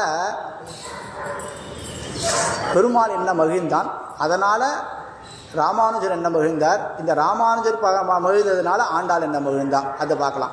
என்னென்னா நாச்சியார் திருமொழியில் சொல்கிறா, ஆண்டாள் வேண்டிக்கிறா, பாசுரத்தில் சொல்கிறா வேண்டிக்கிறா. என்ன சொல்கிறேன்னா நாறு நறும்பொழில் மாலிருஞ்சோலை. மாலிருஞ்சோலைன்னு சொல்லக்கூடிய நான் சொன்னேன் இந்த நூப்புர கங்கைன்னு சொன்னேன், அது இருக்கக்கூடிய மாலிருஞ்சோலை. அங்கே இருக்கக்கூடியவன் அழகன். அந்த பெருமாள் நீங்கள் செய்வீங்களே சேச்சுட்டே இருக்கலாம். அந்த பெருமாள் தான் அதிகபட்சமாக புறப்பாடு கண்டுள்ளவன். 48 நாள் சுற்றிகிட்டே இருப்பான். மதுரை வரைக்கும் வந்து போய் கள்ளழகர் வந்து எல்லாம் பண்ணிட்டு போகிறான் இல்லையா, அது மாதிரி விஷயம். அவனுக்கு அழகன்னு பேர். அந்த மாலிருஞ்சோலை நம்பிக்கை நான் 100 தடாவில், இதுதான் விஷயம். இன்றைக்கும் நம்ம 100 தடான்னு எல்லா இடத்துலையும் பண்ணிகிட்டு இருக்குமா? பகவம் இடத்துல போனால் 100 தடா, மேலாப தேசிய கோலம் 100 தடா, பல இடங்களில் கோவில்கள்லாம் வந்து கோவிலே வச்சுட்டுருக்கா 100 தடா அப்படின்னு. 100 பாத்திரம், வெள்ளி பாத்திரத்தில் அந்த அந்த வருஷத்துக்கு ஒவ்வொரு வருஷம் ஒரு பாத்திரம் வச்சுட்டுப்பா. அந்த பாத்திரத்தில் அந்த அவாவோட லோகோ போட்டு அதில் என்ன பண்ணுறான்னா அக்கார அடிச்சல் கொடுக்குறான். அது 100 பேருக்கு, 100 இல்லை 100க்கு மேலே ஓடும். அதை 100 வச்சு அம்சம் பண்ணுவாள். அது விசேஷம். அந்த 100 தடாவில் நான் 100 தடாவில் வெண்ணெய் வாய் நேர்ந்தேன்றான். வெண்ணெய் கொடுக்குறதா வாய் நேர்ந்தேன். என்ன சொல்கிறா, நான் பண்ணுறேன்னு சொல்லியிருக்கேன். இந்த வார்த்தை ரொம்ப முக்கியம். வாய் நேர்ந்தேன், வாய் நேர்ந்து பராவி வைத்தேன். வாயால் பரப்பி வச்சேன். இதெல்லாம் வாயால் சொல்கிறதுன்னு நிறைய பேர் என்ன பண்ண, அந்த பாசுரத்துலேயே வரலையா, நேற்று நீ என்ன சொன்ன, இதை பண்ணுறேன் அதை பண்ணுறேன் எல்லாம் சொன்னியே, வாய் நேர்ந்தையே என்ன பண்ண, பண்ணியா பண்ணலை, அதான் இவளும் பண்ணுறான். என்னன்னா பராவி வைத்தேன் 100 தடா நிறைந்த அக்கார அடிசல் சொன்னேன். அது மட்டுமா 100 தடா நிறைந்த அக்கார அடிசல், இது ரெண்டும் நான் பண்ணுறேன் அப்படின்னு சொல்லி ஆண்டாள் என்ன பண்ணுறான்னா சொல்கிறான். நான் பண்ணுறேன் அப்படின்னு சொல்லியிருக்கா, பண்ணலை. வைத்தேன் அக்கார அடிசல் சொன்னேன் அப்படின்றா. சொன்னேன் ஆனால் பண்ணல. அதனால் என்ன பண்ணுறா, இதை ராமானுஜர் சொல்ல. ராமானுஜர் ஆண்டாளினுடைய பயங்கர பிரீத்தியானவர் இல்லையா. ஆண்டாளுக்கு ராமானுஜர் பிரீத்தியானவர், ராமானுஜருக்கு ஆண்டாள் பிரீத்தியானவர். அதனால தான் இவருக்கு திருப்பாவை ஜின்னு பார்த்தோம். முன்னாடி ஒரு பாசத்தில் பார்த்தோம் இல்லையா, உந்து மதகளிட்டன் ஓடாத தொழில், அந்த பாசத்தை சொல்லும்போது பார்த்தோம். இது தெரிஞ்சின்றார். இவருக்கு ஒரு சந்தேகம், இது ஆண்டாள் பண்ணாளா இல்லையா, பண்ணலைனா அப்படின்னு ஒரு டவுட் வந்து நாம் பண்ணிடுவோம் அப்படின்னு இவர் பண்ணுறார். என்ன பண்ணுறாருனா, இதில் பராவி வைத்தேன் சொன்னேன் வாய் நேர்ந்தேன்னு தான் சொன்னான், பண்ணல. அதை பண்ணணும் அப்படின்னு சொல்லி என்ன பண்ணார்னா, இங்கேருந்து கிளம்பி ஸ்ரீவில்லிபுத்தூர் போகணுன்னு கிளம்பி போயிட்டு இருக்கா. போகிற வழியில் இந்த மாலிருஞ்சோலை வருது. இந்த மாலிருஞ்சோலை பெருமாளை சேவிக்கிறா. சேவிக்கும்போது இவருக்கு ஒரு டவுட் வருது, நாம் பண்ணிவிடுவோம்னு சொல்லி என்ன பண்ணோன்னா 100 தடா வெண்ணெய் 100 தடா அக்கார அடிசல்னு சொல்லக்கூடிய ஒரு பதார்த்தம், இது ரெண்டுத்தையும் வச்சு பெருமாளுக்கு அம்சை பண்ணார், கண்டருளை பண்ணார் இல்லையா. பெருமாள் நல்லா சாப்பிடக்கூடியவா. அதனால தான் வைஷ்ணவர்களாக நல்லா சாப்பிடக்கூடியவா. நல்லா இதை இன்னைக்கு வைகுண்டாகிய தேசம் 4-5 ஐட்டம் வந்துதா. அதுபோல் ஏதாவது ஒரு விசேஷ நாட்கள்னால் நித்தியபடி பொங்கல், 30 நாளும் பொங்கல். இந்த முக்கியமான நாளில் பொங்கல், புளியோதரை, சக்கரை பொங்கல், தத்தியானம் எல்லாம் பண்ணுறோம் இல்லையா. அதனால் பெருமாளுக்கு அது உகந்தது. பெருமாள் நல்லா சாப்பிடக்கூடியவன். அருகி அலங்கார பிரியா, அருகி சாப்பிட்ற பிரியான்னு நம்ம சேர்த்துக்க வேண்டியது. அப்படியா என்ன பண்ணனா, இது எல்லாத்தையும் இவர் கொண்டு போய் 100 தடா வெண்ணையும் 100 தடா அக்கார அடிசலும் கொண்டு போய் வச்சு எம்பெருமாருக்கு சமர்ப்பிச்சார். அதை இந்த 3 லைன் வந்து ஆண்டாளுது. இந்த 4வது லைன் வந்து ராமானுஜருக்கு. என்னதுன்னா, ஏறு திருவிடையான் இன்று வந்து இவை கொள்ளுங்களோ அப்படின்னு பண்ணது இவன். ராமானுஜர் பண்ணார் இல்லையா. சொன்னது 3 லைன் ஆண்டாளுது, இந்த 1 லைன் ராமானுஜருது அப்படின்னு நம்ம வச்சுக்கணும். இது வந்து இது ஏற்றுக்கோன்னு யார் சொல்கிறா, பண்ணி ஏற்றுக்கோன்னு சொன்னது யாருன்னா ராமானுஜர் ஏற்றுக்கோன்னு சொல்லியிருக்காரு. அப்படியாக இதை பண்ணதுனால என்ன ஆயிடுச்சுன்னா, ஆண்டாளுக்கு ரொம்ப சந்தோஷம். நாம் சொன்னோம் விட்டுட்டோம், பண்ணலை, அது ஒரு குறையாகவே இருக்குல்ல. அந்த குறையை நிவர்த்தி பண்ணினார். யார் பண்ணினார்னா ராமானுஜர் பண்ணினார். அது பண்ணதுனால என்ன ஆயிடுதுன்னா, கோதைக்கு ரொம்ப பிடிச்சி போச்சு. கோதா இவர் என்ன பண்ணிட்டானா, இவர் எங்கள் திருமாலிஞ்சரை முடிச்சு நேராக போய் ஆண்டாளை செய்கிறார். ஸ்ரீவில்லிபுத்தூர் வரார். வந்து உள்ளுக்குள்ளே வரார். உள்ளுக்குள்ளே வந்தோடனே இந்த திருக்கட்சி நம்பியும் வரதரை என்ன பண்ணா பேசிட்டா இல்லையா, இவா பேசுகிறார். உள்ளே நுழையும் போதே அண்ணா அவர்களே வரவும் அப்படின்றா. யார், கோதா பிராட்டி எப்போ பிறந்தவா, 1500 வருஷத்துக்கு முன்னாடி. சும்மா ஒரு டென்டிட்டிவாக வச்சுக்கணும். 1000 வருஷத்துக்கு முன்னாடி ராமானுஜர். 500 வருஷம் வித்தியாசம். ராமானுஜர் ஆண்டாளோட ஒரு 500 வயசு சின்னவர். அப்போ தம்பின்னு தானே சொல்லிருக்கணும். ஏன் அண்ணான்னு கூப்பிட்டான்னா, இந்த அண்ணனுக்கு இருக்கிற கடமை என்னென்னா, தங்கைக்கு பண்ண வேண்டியதெல்லாம் பண்ண வேண்டியது அண்ணனோட கடமை இல்லையா. அக்காவாக இருந்தால் தம்பிக்கு பண்ணோம், அண்ணாவாக இருந்தால் தங்கைக்கு பண்ணோம் இல்லையா. அப்போ நான் வச்சு எனக்கு குறையாக இருந்த ஒரு விஷயத்தை நீ நிவர்த்தி பண்ணதுனால நீ எனக்கு அண்ணாவாகிட்ட. எப்பேற்பட்ட விசேஷம் இல்லையா. அந்த அனுபவம், அந்த ஆனந்தம் இருக்குல்ல, அவ்வளோ ஆனந்தம். என்ன சொல்கிறான்னா, இந்த 100 தடா சேர்த்ததுனால நீ எனக்கு அண்ணன் ஆகிட்ட அப்படின்னார். அதனால அவருக்கு கோதாகிரஜன்னு பேர். கோதையினுடைய அண்ணன் கோதாகிரஜன்னு பேர். இன்றைக்கி என்ன சொல்லிட்டு இருக்கோம் வாழி திருநாமத்தில், பெரும்பூதூர் மாமுனிக்கு பின்னானால் வாழ்க, பின்னாடி வந்தவள் அப்படின்றோம். இவள் பின்னாடியே வந்தா, முன்னாடியே வந்தவள். ஆனால் பின்னானால் எதுக்கு ஆனால்னா, இவள் தனக்கு தங்கையாகினபடினால இவள் பின்னானால் வாழ்க. அது விசேஷம். பெரும்பூதூர் மாமுனிக்கு பின்னானால் வாழியே. இப்போ பெரும்பூதூர்னால நமக்கு என்ன தரும்? பெருமாள் ராமானுஜர் தான் நமக்கு தோணும். பெரும்பூதூர் ஸ்ரீபெரும்பூதூர்னா ராமானுஜர் தான். அப்படிப்பட்ட பெரும்பூதூர் மாமுனிக்கு. மாமுனி ஏன் ஸ்பெசிஃபிக்காக மாமுனின்னு சொல்கிறேன்னா, இவருக்கு பாஷ்யக்காரர்னு பேர் இல்லையா? அது போல் யதிராஜர்னு பேர் இல்லையா? ராமானுஜருக்கு யதிராஜர்னு பேர். எல்லா யதிகளுக்கும் இவர் ராஜாவானவர். அதனால் இவருக்கு யதிராஜன்னு பேர் இல்லையா? இந்த யதிராஜ நாமத்திலே தான் இன்றைக்கும் நீங்கள் அந்த தாயாரை சேவிக்கலாம். யதிராஜ நாத வள்ளி தாயார். எனக்கு பிடிச்ச அந்த தாயார் பேர்லேயே ரொம்ப பிடிச்ச பேர்னா இந்த பேர் தான். ஆச்சாரியன் அனுகிரகம், பெருமாளோட அனுகிரகம், தாயாரோட அனுகிரகம் மூணுமே இருக்கக்கூடிய ஒரே ஒரு பேர் இல்லையா? யதிராஜநாதவல்லி தாயார் விசேஷமான பேர். இதென்ன? இந்த யதிராஜனுக்கு தான் கொடுத்த ஒரு பெரிய பெருமை இல்லையா? தாயார் கொடுக்குறாள் அந்த பெருமை. அது யதிராஜநாதவல்லி. அது பெரும்பூதூர் மாமுனிக்கு பின்னானால் வாழியே அப்படின்றா. இப்படியாக இந்த 100 தடாவை சமர்ப்பிக்கிறதுன்றது வழக்கம். ராமானுஜரிடத்துலேருந்து தான் வந்து தாயார் சொல்லியிருந்தால் கூட அது வழக்கமாக வந்தது எப்போலேருந்துன்னா ராமானுஜர்கிட்டேருந்து. அது இந்த அண்ணா தங்கைகள்கிட்டேருந்து தான் இது நமக்கு வந்தது அப்படின்னு வச்சுக்கணும். அதனால் இன்றளவு என்ன பண்ணுறோம்? இன்றைக்கி கூடாரை வெல்லும் சீர்கோவிந்தா. அது கூடாரை வெல்லும் இல்லை, நான் சொன்னேன் முதல்ல, கூடாரை வெல்லம். இந்த வெள்ளத்தை சம்பந்தப்பட்டது எது அப்படின்னா இதுக்கு சர்க்கரை பொங்கல்னு பேர். நம்ம சர்க்கரை பொங்கல் தான் சொல்கிறோம். ஏன் சர்க்கரை போடாமல் வெல்லம் போடுறோம் சொல்லுங்க பார்ப்போம். தெரியாதுல்ல? இந்த சர்க்கரைன்றது ஒரு 100 வருஷத்துமா தான். 100-150 வருஷத்துக்கு முன்னாடி சர்க்கரை கிடையாது. நமக்கு சர்க்கரைன்னா அது வெல்லம் தான். அதனால தான் சர்க்கரை பொங்கல் அப்படின்னா அது வெல்லம் போட்டு பண்ணுறதுன்னு அர்த்தம். இப்போ நிறைய பேர் இந்த கேசரிலாம் பண்ணிட்டு இருக்க சர்க்கரை போட்டு. அந்த சர்க்கரைன்றது கூடாத வஸ்து. சர்க்கரை சேர்த்துக்க கூடாது. இப்போ நான் பல இடங்களில் வந்துட்டு நீங்கள் சர்க்கரை மட்டும் தொடாமல் இருங்களேன், உடம்புல பாதி வியாதி இருக்காது. சயின்டிஃபிக்காகவே சொல்கிறான். இப்போ ஒரு சர்க்கரை 10 கிலோ பண்ணுறதுன்னா என்ன வேணும்னா 1 கிலோ வெல்லத்தை வச்சு 10 கிலோ சர்க்கரை பண்ணுறான். சரி, இந்த வெல்லம் எங்கேருந்து பண்ணுறா? கரும்புலேருந்து பண்ணுறா. அந்த கரும்பு பாகு எப்படி இருக்குது? ப்ரௌன் கலரில் இருக்குது. வெல்லம் எப்படி இருக்குது? ப்ரௌன் கலர் இருக்குது இல்லையா? அந்த ப்ரௌன் கலர் இருக்கக்கூடிய அந்த வெல்லத்துலேருந்து பண்ணுறது தான் சர்க்கரை. அது ஏன் வெள்ளையாக இருக்குது? அப்போ வெள்ளையாக மாற்றிருக்கா. அப்போ வெள்ளையாக மாற்றுறதுக்கு என்ன பண்ணால் கெமிக்கல்ஸ் போடுறா. இது எதுனாது உடம்புக்கு வருது. அதனால் சர்க்கரை கூடாதுன்னு. சர்க்கரைன்றது வெள்ளத்துக்கு தான் பேர். இது வந்த உடனே இதுக்கு என்ன பேர்னா இதுக்கு சீனி அப்படின்னா, இல்லை வெள்ளை சர்க்கரைன்னுவா. எப்போயாவது ப்ரௌன் சர்க்கரைன்னு சொல்லி பார்த்துருக்கீங்களா? இல்லை. அதனால தான் இது சர்க்கரைன்னு. இது நாட்டு சர்க்கரை அப்படின்வா. இந்த நாட்டு சர்க்கரைக்கு அவள் மாற்றி வச்ச பேர் தான் ப்ரௌன் சுகர். நம்ம சம்பிரதாயம் நாட்டு சர்க்கரை. சர்க்கரை நாட்டு சர்க்கரை. சர்க்கரைன்னா வெல்லம். அதனால் இது சர்க்கரை போட்டு நான் இது பண்ணி வைத்தேன் அப்படின்டா. என்ன சொன்ன? அக்கார அடிசல் அப்படின்னு பண்ணி வைக்கிறேன்டா. அது ரொம்ப விசேஷம். அப்படியாக இந்த சர்க்கரை பொங்கல்ன்றது இன்றைக்கி தினத்தில் இந்த கூடாரை வெல்லும் சொல்லக்கூடிய இந்த வெல்லம், இந்த வெல்லத்துக்கு விசேஷம். அதனால தான் இந்த ஒரு பாசுரத்தை மட்டும் பொதுவாக பெரிவா பண்ணி வச்ச ஒரு பாசுரமோ ஒரு ஸ்லோகமோ நாமல் ஒரு வரி கூட மாற்றக்கூடாது, ஒரு எழுத்து கூட மாற்றக்கூடாது. அப்படியே சொல்லணும். ஒரு வரி கூட மாற்றக்கூடாது. அதை மாற்றக்கூடிய ஒரே ஒரு இடம் இந்த இடம்தான். இதை ஏற்றுக்கொண்ட விஷயம் எங்கேயாவது அது கூடாரை வெல்லும், நீ வந்து கூடாரை வெல்லம் அப்படின்னு சொல்லக்கூடாதுன்னு யாராவது சொல்லி கேள்விப்பட்டிருக்கீங்களா? அது சொல்லும்போது சந்தோஷம். கூடாரை வெல்லம், கூடாரை வெல்லும், கூடாரை வெல்லம் இல்லையா? மாற்றி சொல்லும்போது யாராவது தப்பு சொல்லக்கூடாதுன்னு சொல்லியிருக்காரா? சொல்லலை. ஏன்னா அது ஆண்டாளனுடைய அனுகிரகம்.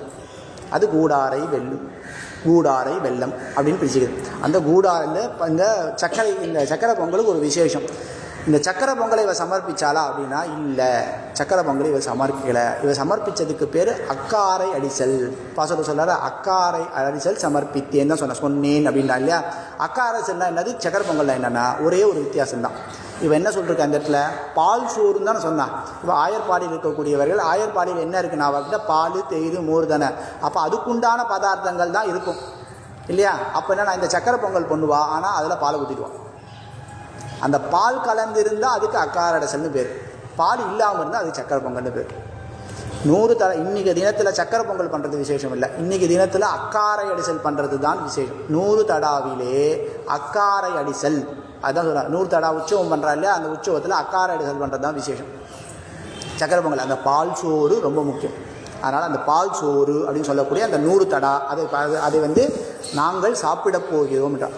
அந்த பால் சோறு நாங்கள் சாப்பிட போகிறோம். அந்த பால் சோறு ரொம்ப விசேஷமானது. இந்த பால் சோறு எப்படி இருக்குது அப்படின்னா அதுக்கும் சொல்கிறேன். இதே இந்த இவ்வளோ விரத்தாந்தம் சொல்கிறேன்னு சொல்கிறேன்.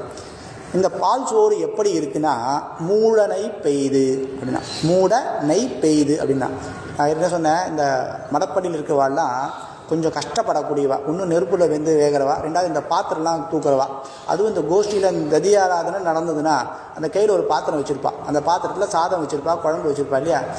அந்த சாதம் குழம்பு கீழே கொட்டிட்டு இல்லை எடுத்து வச்சுட்டு அந்த வெறும் பாத்திரத்தை நீங்கள் உங்ககிட்ட கொடுக்க சொல்லி இங்கே தூக்கி பாருங்களேன், தூக்க முடியாது. அதை நம்மக்கிட்ட இருக்கிற என்னென்னா எல்லாம் எவர் சில்வர் பாத்திரம்னா பிரச்சனை கிடையாது, எல்லாம் லைட்டாக இருக்கும். எல்லாமே நான் வெங்கல பாத்திரம், பித்தளை பாத்திரம், வெள்ளி பாத்திரம், இதெல்லாம் எல்லாம் கனமாக இருக்கக்கூடிய வஸ்துக்கள், எல்லாம் பாத்திரமே அவ்வளோ இருக்கக்கூடியது. இதில் கங்காளம், இந்த கங்காளன்றது நம்ம நம்ம நம்ம நின்னோன்னா நமக்கு முக்கால்வாசி இருக்கும், நம்ம மாற அளவுக்கு வரக்கூடிய இந்த கங்காளம். இந்த கங்காளத்தில் என்ன பண்ணுவான்னா ஜலத்தை கொட்டி அதை தூக்கி அடுப்பு மேலே வைப்பான். அது கஷ்டம். அதை விட கஷ்டம் என்ன தெரியுமா, இந்த கதம்பம் சாப்பிட்டோம் முந்தானத்துக்கு அதை இருக்கிற எல்லா கரம்பத்தையும் கட் பண்ணி போட்டு ஒரு கலரி அதை கொஞ்சம் பொடியை போட்டு கலரி அதெல்லாம் பண்ணால் அது ஃபுல்லாகிடும். ஃபுல்லாகிடும் இல்லை, அதை எடுத்து நீங்கள் கீழே வைக்க முடியாது. அது விசேஷம் இல்லையா. அது அந்த மடப்பள்ளிக்கு எங்கேருன்றது ரொம்ப விசேஷம். அடியனுக்கு நேரம் அந்த பாக்கியம் கிடச்சி, அது வேறு விஷயம். அதனால் இந்த மடப்பள்ளிக்கு எங்கே ரொம்ப, அதனால் அந்த மடப்பள்ளியில் அந்த கங்காளம் இருக்குது, அந்த கங்காளத்தில் முக்கால்வாசி பதார்த்தம் இருக்கும். இந்த அக்கார அடிசல் என்ன பண்ண 100 தடான்னு வச்சுக்கோங்க, 100 தடாலையும் 3 கங்காளம், இந்த 100 கங்காளம், அந்த 100 கங்காளத்துலேயும் முக்கால்வாசி அக்கார அடிசல் இருக்கும். மீதி கால்வாசி என்ன இருக்கும் தெரியுமா, நெய் இருக்குமா. அந்த பதார்த்தத்துக்கு மேலே மூடினா போலே ஒரு லேயர், என்னென்னா இவ்வளோ நல்லா இவ்வளோ திக்காக இருக்கிற லேயர், அந்த லேயர் ஃபுல்லாக என்னென்னா அதில் ஒரு 10-15 கிலோ நெய்யை குத்தினா அது மேலே அப்படியே இருக்குமா. பெருமாளுக்கு அம்சை பண்ணும்போது அப்படி தான் அம்சை பண்ணுவான். அதுவும் இன்றைக்கி முக்கியமாக கூடாரை வெள்ளம் அப்படின்னு சொல்லக்கூடிய இந்த பாசுரத்தில் பெருமாளுக்கு அம்சை பண்ணும்போது என்ன பண்ணால் அந்த தடா பாத்திரம் கொண்டு வந்து எங்கள் வைப்பா, அதில் அக்கார அடிசல், அந்த அக்கார அடிசல் மேலே நெய் மூட நெய் பெய்யுது அப்படின்னா அந்த நெய் மேலே அது குத்தி இருந்து அதை அப்புறமா கலருவான், நல்லா கலரி அது என்ன பண்ணுவான்னா எடுத்து விநியோகம் பண்ணுவான். விநியோகம் பண்ண என்ன பண்ணுறோம், கையில் வாங்கிக்கிறோமா, வாங்கினோடனே என்ன ஆகுதுன்னா அதில் இருக்கிற நெய் என்ன ஆகுதுன்னா கீழே அந்த கை விரல் வழியாக ஒரு கேப் இருக்கும், அந்த கேப் வழியாக நேராக சொட்டி நேராக முழங்கை வழிவார அப்படின்னா அனுபவிக்கிறதுனா இப்படி தான் அனுபவிக்கணும். சொன்ன சாப்பிட்றதுலையும் அனுபவிக்கணும், எல்லாத்தையும் அனுபவிக்கணும் அப்படின்னா அதுதான் சொல்கிறான். இந்த கை வழியாக அந்த வழி இருக்குது பார்த்திங்களா. இது ரொம்ப நிறைய பேருக்கு எங்கே வழின்னா சந்தியாவந்தனம் பண்ணும்போது நிறைய பேருக்கு இந்த அர்க்கியம் பண்ணுவாள். இந்த அர்க்கியம் பண்ணுறது ரொம்ப விசேஷம். என்னென்னா காணாமல் கோணாமல் கண்டுவிடு. இந்த அர்க்கியம் எப்போ பண்ணுன்னா காணாமல், காத்தால சூரியனை காணாமல், மத்தியானம் சூரியன் கோணாமல். சூரியன் எங்கே இருக்குன்னா இப்படி கை காமிச்சோன்னா இந்த நீட்டாக இருக்கணும் இல்லையா. சூரியன் இப்படி இருக்குன்னு சொன்னால் கோணறது, இது கோணாமல் இருக்குன்னா மத்தியானம் 12 மணிக்கு கோணாமல், அப்போ ஒரு அர்க்கியம் பண்ணணும். அது மாத்தியானிக சந்தியாவந்தனம் பேர். பிராத்தத் சந்தியாவந்தனம், மாத்தியானிக சந்தியாவந்தனம், சாயம் சந்தியாவந்தனம். அப்போ என்னென்னா கண்டு வீடு, அந்த சூரியனை பார்த்துட்டு தான் விடணும் இல்லையா, அந்த பண்ணிடணும். அதுக்கப்புறம் உபஸ்தானன்றது சூரிய அஸ்தமனத்துக்கு அப்புறம் பண்ணோம், கார்த்தால சூரியோதயத்துக்கு அப்புறம் பண்ணோம். இது கணக்கில் அந்த அர்க்கியம் பண்ணுறதுல அந்த அர்க்கியத்தினால் என்ன விசேஷம் அப்படின்னா சூரியனுக்கு நாம் கொடுக்கக்கூடிய இந்த அர்க்கியம் தான் பலமாக. சூரியன் பல ராட்சசர் கூட நித்தியம் சண்டை போட்டுருக்கானா, அந்த சண்டைக்கு அவனுக்கு தேவைப்படுற பலம் எங்கேருந்து வருதுன்னா நாம் கொடுக்குற இந்த அர்க்கியத்துலேருந்து தான் வருது. அதனால் எல்லாருமே பாருங்களேன், சந்தியாவதனம் பண்ணுறாவா விட்டுருங்க, சந்தியாவதனம் பண்ணாதவா கூட ஏதாவது கோயில் போகிறா, குளத்தில் குளிக்கிறானா, குளிச்சு முடிச்சுன்னா கொஞ்சோண்டு கையில் ஜலம் எடுத்துட்டு அந்த சூரியனை பார்த்துட்டு ஒரு அர்க்கியம் விடுவான். நம்ம சனாதன தர்மத்தில் இருக்கக்கூடியது. ஏன்னா அது வழக்கம், அது சூரியனுக்கு நம்ம அர்க்கியம் கொடுக்கணுன்னு இருக்குது. அந்த அர்க்கியம் கொடுக்கும்போது நிறைய பேர் எடுத்துப்பான் ஜலத்தில், இந்த கை இந்த வச்சு சொம்பு வச்சுருப்பா, சொம்புலேருந்து கையில் ஜலத்தை கொட்டுவா, கொட்டினதுக்கப்புறம் கை வச்சுருப்பா பாருங்கன்னா அதுக்கு ஒரு மந்திரம் சொல்லணும், இந்த காயத்ரி மந்திரம் சொல்லணும் இல்லையா. அது 3ஆக பிரித்து சொல்லணும். சொல்லி அது முடிக்கிறதுக்குள்ளேயும் மூடனை பெய்து பாதி போயிடும், முக்கால்வாசி போயிடும். அது கொட்டும்போது இருக்காது. அதனால் அது சொல்லி மந்திரம் சொல்லிட்டு இருக்கும்போது கொஞ்சம் கொஞ்சமாக சேர்த்துட்டு இருப்பான். அது போல் என்னென்னா அந்த அர்க்கியம் விடும்போது எப்படி அது நமக்கு இது வருதோ அது போல் இந்த நெய்யானது என்னென்னா அதுவாது வெறும் ஜலம், இது நெய் இன்னும் வழிக்கிண்டு போகக்கூடியது வஸ்து இல்லையா. ஜலமாக கொஞ்சம் நிற்கும், இது நெய் இன்னும் வழிக்கிண்டு போகக்கூடியது. அது என்னென்னா அது வழிக்கிட்டு போய் என்னன்னா நேராக முழங்கையில் வந்து இந்த முழங்கை, அதாவது நான் பூ வாங்குற எவ்வளோ 1 முழம் பூ கொடுங்கோ அப்படின்றல அது முழம் கை. இது சில பேர் முழங்கி அப்படின்னு நினச்சக்கூடாது. அது மாரிமலை மழஞ்சில் மண்ணி கிடந்துறங்கும் சீரிய சிங்கம் இல்லையா. அங்கே முழங்கி, இங்கே முழங்கை. அந்த முழங்கை இருக்கு இல்லையா, அந்த இங்கேருந்து ஆரம்பித்து அதுதான் நம்ம இன்றைக்கி பூ வாங்கின்றதால 1 முழம் பூ கொடுங்கோன்னா இங்கேருந்து ஆரம்பித்து இது வரைக்கும் இந்த முட்டி வரைக்கும் வரக்கூடியது முழங்கி, முழங்கை வரைக்கும் வந்து நம்ம கீழே போட்டுறது முழங்கை வழிவார. ஆனால் இப்படியாக முழங்கை வர்ற அளவுக்கு என்ன பண்ணணும்னா நம்ம அந்த பதார்த்தம் நன்னா நெய்யோடு இருக்கக்கூடியது. ஏன் இந்த பதார்த்தம் சாப்பிட்ணும், ஏன் இந்த பதார்த்தத்துக்கு இவ்வளோ முக்கியத்துவம் கொடுத்து ஏன் இந்த அக்காரடசில் சாப்பிடு, அதுவும் நெய் குத்தி சாப்பிடுன்னு சொன்னான்னா, முன்னாடி என்ன சொன்னா, நெய்யுண்ணோம் பாலுண்ணோம் நாட்காலே நீராடி மெய்யிட்டெழுதும் மலரிட்டு நாம் முடியும் செய்யாதன செய்யும் தீக்குறளை சென்றோதும் சொன்னாலா இல்லையா? நான் என்ன பண்ணோம், மெய்யிட்டிக்க மாட்டேன், தலை பின்னிக்க மாட்டேன், பூ வச்சுக்க மாட்டேன், என்ன பண்ண முக்கியமாக நெய் சாப்பிட மாட்டேன் அப்படின்னா. ஏன்னா விரதத்துக்கு தேவையானது சாப்பிடாமல் இருக்கிறது. சாப்பிடாமல் இருக்கிறதுக்கு பேர் தான் விரதம் இல்லையா? விரதம் நம்ம காத்தாலேருந்து ஏதோ ஒரு விரதம் பண்ணுறோம், ஏதோ ஒரு லக்ஷ்மி விரதம் பண்ணுறோம், குபேர ஏதோ ஒன்று பண்ணுறோம், அவளுக்கு இச்சைக்கு காமாக்கிறதுக்கு ஏதோ ஒன்று பண்ணுறான்னு வச்சுக்கலாம். அதை சாப்பிடாமல் தான் பண்ணணும் இல்லையா? அது விரதம். அது அப்போ சாப்பிடாமல் இருந்து நம்ம இத்தனை நாளாக பட்னியாக இருக்குமே, அந்த உடம்பு போயிடும். அந்த உடம்பை திருப்பி ஏற்றுறதுக்குன்னா சொல்லுவேன், என்ன சொல்லுவா, பையன் ஹாஸ்டலில் இருந்தான், ஒல்லியாக இருந்தான், இப்போ அம்மா கிட்ட 3 மாதம் ஆச்சு, அம்மா நல்லா நெய் பால் எல்லாம் சோறு போட்டு என்ன பண்ண நல்லா வளர்த்துட்டான், இப்போ நல்லா குண்டாயிட்டான் அப்படின்னா இதெல்லாம் நான் உடம்புக்கு தேவையான பதார்த்தங்கள், இதெல்லாம் சாப்பிடணும் எப்போ நான் விரதம் முடிஞ்சதுக்கப்புறம் இல்லையா? அதனால தான் சொன்னேன். நிறைய பேர் ஒன்று சொல்லுவா, ஒரு பழமொழி, ஏகாதசி மரணம் துவாதசி தகனம்ன்றா இல்லையா? அது கிடையாது. ஏகாதசி ஸ்மரணம், துவாதசி தகனம். ஸ்மரணம் ஏகாதசினிக்கு எம்பெருமான ஸ்மரிச்சுட்டே இருக்கணும். ஏன்னா நான் ஒரே ஒரு தடவை நான் நாராயணான்னு சொன்னால் எனக்கு எப்பேற்பட்ட பலன் கிடைக்கிறது இல்லையா? அது ஏகாதசி அன்னைக்கு சொல்லும்போது 100 மடங்காக கிடைக்கும், 1000 மடங்காக கிடைக்கக்கூடியது. அப்போ ஸ்மரணம் ரொம்ப முக்கியம், அதுவும் ஏகாதசி அன்னைக்கு அது ரொம்ப விசேஷமானது. 2வது துவாதசி தகனம். என்ன பாரணை பண்ணும். நான் ஏகாதசி விரதம் இருக்கேன், துவாதசி காத்தால் இருந்தேனே காப்பி சாப்பிட்டேன்னு சொல்லக்கூடாது. ஏன்னா துவாதசி அன்னைக்கு காத்தால விசேஷமாக பண்ண வேண்டியது 2 விஷயம். என்னென்னா துவாதசி பாரணை பண்ணும். பாரணைக்கு முன்னாடி என்ன பண்ணணும்னா ஆச்சாரியனை சேவிச்சுக்கணும். ஆற்றுல ஆச்சாரியனோட பாதுகைகளை வச்சுட்டு அந்த பாதுகைகளுக்கு தீர்த்தம் செய்து அந்த ஸ்ரீபாத தீர்த்தம் சொன்ன இல்லையா? ஸ்ரீபாத தீர்த்தம் எங்கே விசேஷம்? எந்த க்ஷேத்திரத்தில் ஸ்ரீபாத தீர்த்தம் விசேஷம்? நம்ம க்ஷேத்திரத்தில் ஸ்ரீபாத தீர்த்த விசேஷம். என்ன விசேஷம்னா இந்த முதலியாண்டான் சுவாமியோட ஸ்ரீபாத தீர்த்தம் தான் அங்கே இருக்கக்கூடிய அந்த பெரிய ஏரி இல்லையா? கர்நாடகா போகிறோம், மாண்டியா டிஸ்ட்ரிக்ட் போகிறோம், அந்த ஏரிக்கு பேர் என்னன்னா நம்ம முதலியாண்டானுடைய ஸ்ரீபாத தீர்த்தம். அது நம்ம ஸ்ரீ வைஷ்ணவ சம்பிரதாயத்தில் ரொம்ப முக்கியமான விஷயம் என்னென்னா பெரியவாளோடைய திருவடிகளை ஜலம் சேர்த்து அதை தலையில் புரோஷிக்கிறது விசேஷம், அதை எடுத்து ஸ்வீகரிக்கிறது விசேஷம். ஸ்ரீபாத தீர்த்தத்துக்கு உண்டான விசேஷம் அது. முக்கியமாக ஆச்சாரியனோட திருநட்சத்திரத்தில் பண்ணணும், மாதம் பண்ணக்கூடிய திருநட்சத்திரத்துலேயும் பண்ணணும். முக்கியமாக துவாதசி அன்னைக்கு அந்த நம்ம ஆச்சாரியனோட திருவடி ஆற்றுல ஸ்ரீ பாதுகைன்னு ஒன்று வச்சுட்டு அந்த பாதுகைக்கு ஆராதனம் பண்ணணும். பெருமாள் ஆராதனை கூட கஷ்டம், பாதுகை ஆராதனை சுலபம். அதை பண்ணி அந்த ஸ்ரீபாத தீர்த்தம் எடுத்துனதுக்கு அப்புறமா தான் நம்ம காஃபியோ டிஃபனோ ஏதோ சாப்பிட்றாரு. அதுக்கு சாப்பிட்டுட்டு அதுக்கப்புறம் என்ன பண்ணால் பாரணை பண்ணணும். அந்த பாரணை பண்ணாதான் ஏகாதசியினுடைய விரதம் முடியும். இப்போ சாஸ்திரம் என்ன சொல்லிருக்கு, நான் விரதம் இருக்கேன், விரதம் முடிச்சதுக்கப்புறம் நான் எப்போ முடிக்கணும் அப்படின்னா சாப்பிட்றதெல்லாம் முடிக்கணும். பெரியவா என்ன பண்ணுவான்னா ஏகாதசி விரதம் இருப்பாள், விரதத்தில் அன்றைக்கி ரொம்ப பேச மாட்டாள், ரொம்ப சொல்பமாக தான் பேசுவாள், யார்கிட்ட போய் பேச மாட்டாள். யாராவது கேட்டால் கூட அதுக்குண்டான ஒரே ஒரு வார்த்தை பதில் சொல்லுவாள். பேசாமல் இருக்கா இல்லையா? முடிஞ்சிட்டு மறுநாள் காத்தால் இந்த பாரணன்னு பண்ணுவாள். அந்த பாரணை பண்ணுற வரைக்கும் பேச மாட்டாள். பாரணை பண்ணி முடிச்சதுக்கப்புறமா தான் என்ன பேசுறதுக்கு என்ன விளக்க வச்சுக்கோ அதெல்லாம் வச்சுட்டு இருப்பான். அது என்ன, அந்த பாரணை ரொம்ப விசேஷம். அப்போது அந்த பாரண விசேஷம்ன்றது தான் இங்கே சொல்கிறோம் நம்மக்கிட்ட. நம்ம விரதம்னு ஒன்று இருக்கணும், இருந்தது போகாத.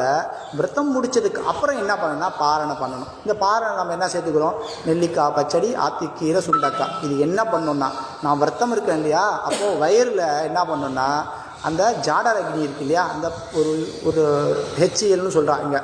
அந்த ஜாடர் அக்னி என்ன பண்ணால் எல்லா இடத்துலையும் பட்டதுக்கப்புறம் அந்த இடத்துல கொஞ்சம் ரணமாகிறதுக்கான வாய்ப்புகள் உண்டு.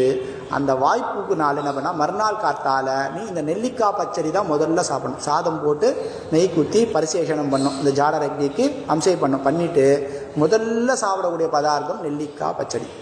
நெல்லிக்காய் பச்சடி அவசியம் பண்ணும். ஆத்திக்கீரை, சுண்டைக்காய் இதெல்லாம் என்ன பண்ணணும்னா ரணத்தை ஆற்றக்கூடியவை, அது முதல்ல சாப்பிடணும். அதனால தான் அன்றைக்கி புளி சம்பந்தப்பட்டது கூடாது. துவாதசி அன்னைக்கு தலிகையில் புளி சம்பந்தப்பட்டது கூடாது. ஏன்னா சாப்பிடும் கூட என்ன பண்ணுறோம், அரைச்ச கொட்டை சாப்பிடும் தான், புளி சாப்பிடுறது கிடையாது. ஏன்னா புளி சேர்க்கக்கூடாது. ஏன்னா பட்னியாக இருந்துட்டு திடீர்னு புளி உள்ளே போச்சுன்னா அது பரட்டி எடுத்துரும்.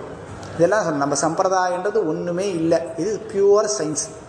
அது புரிஞ்சவன் கரெக்டான வழியில் போயிடுவான், புரியாதவன் தப்பான வழியில் போகிறான். எங்கே பார்த்தோம், கூடாரை வெல்லும். அந்த கூடார் யார் அப்படின்னா இது புரிஞ்சிக்காதவர்கள்.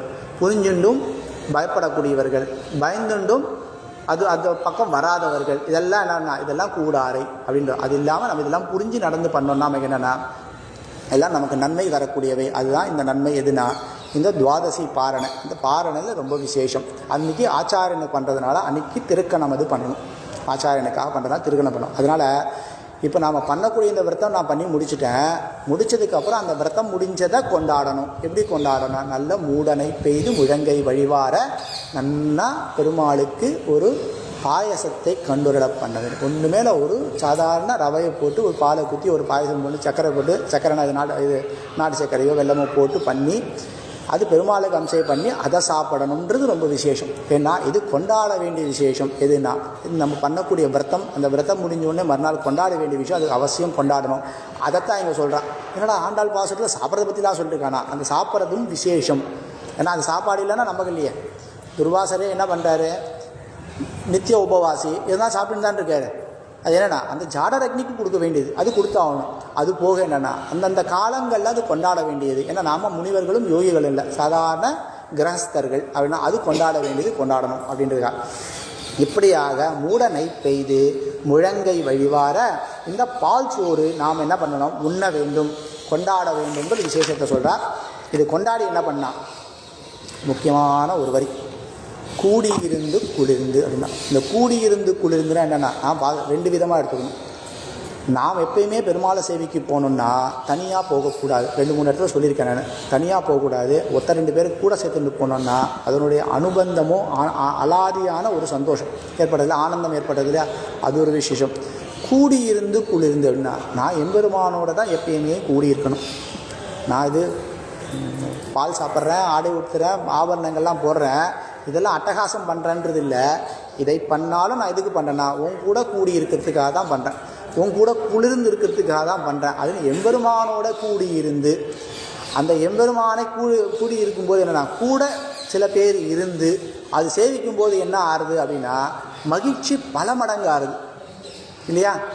நமக்குன்னு பண்ணக்கூடியது. இப்போ நாமளே நம்ம ஆற்றுல இருக்கோம், நாமளே தடை பண்ணி நாமளே சாப்பிட்டோம்னா எப்படி இருக்கும்?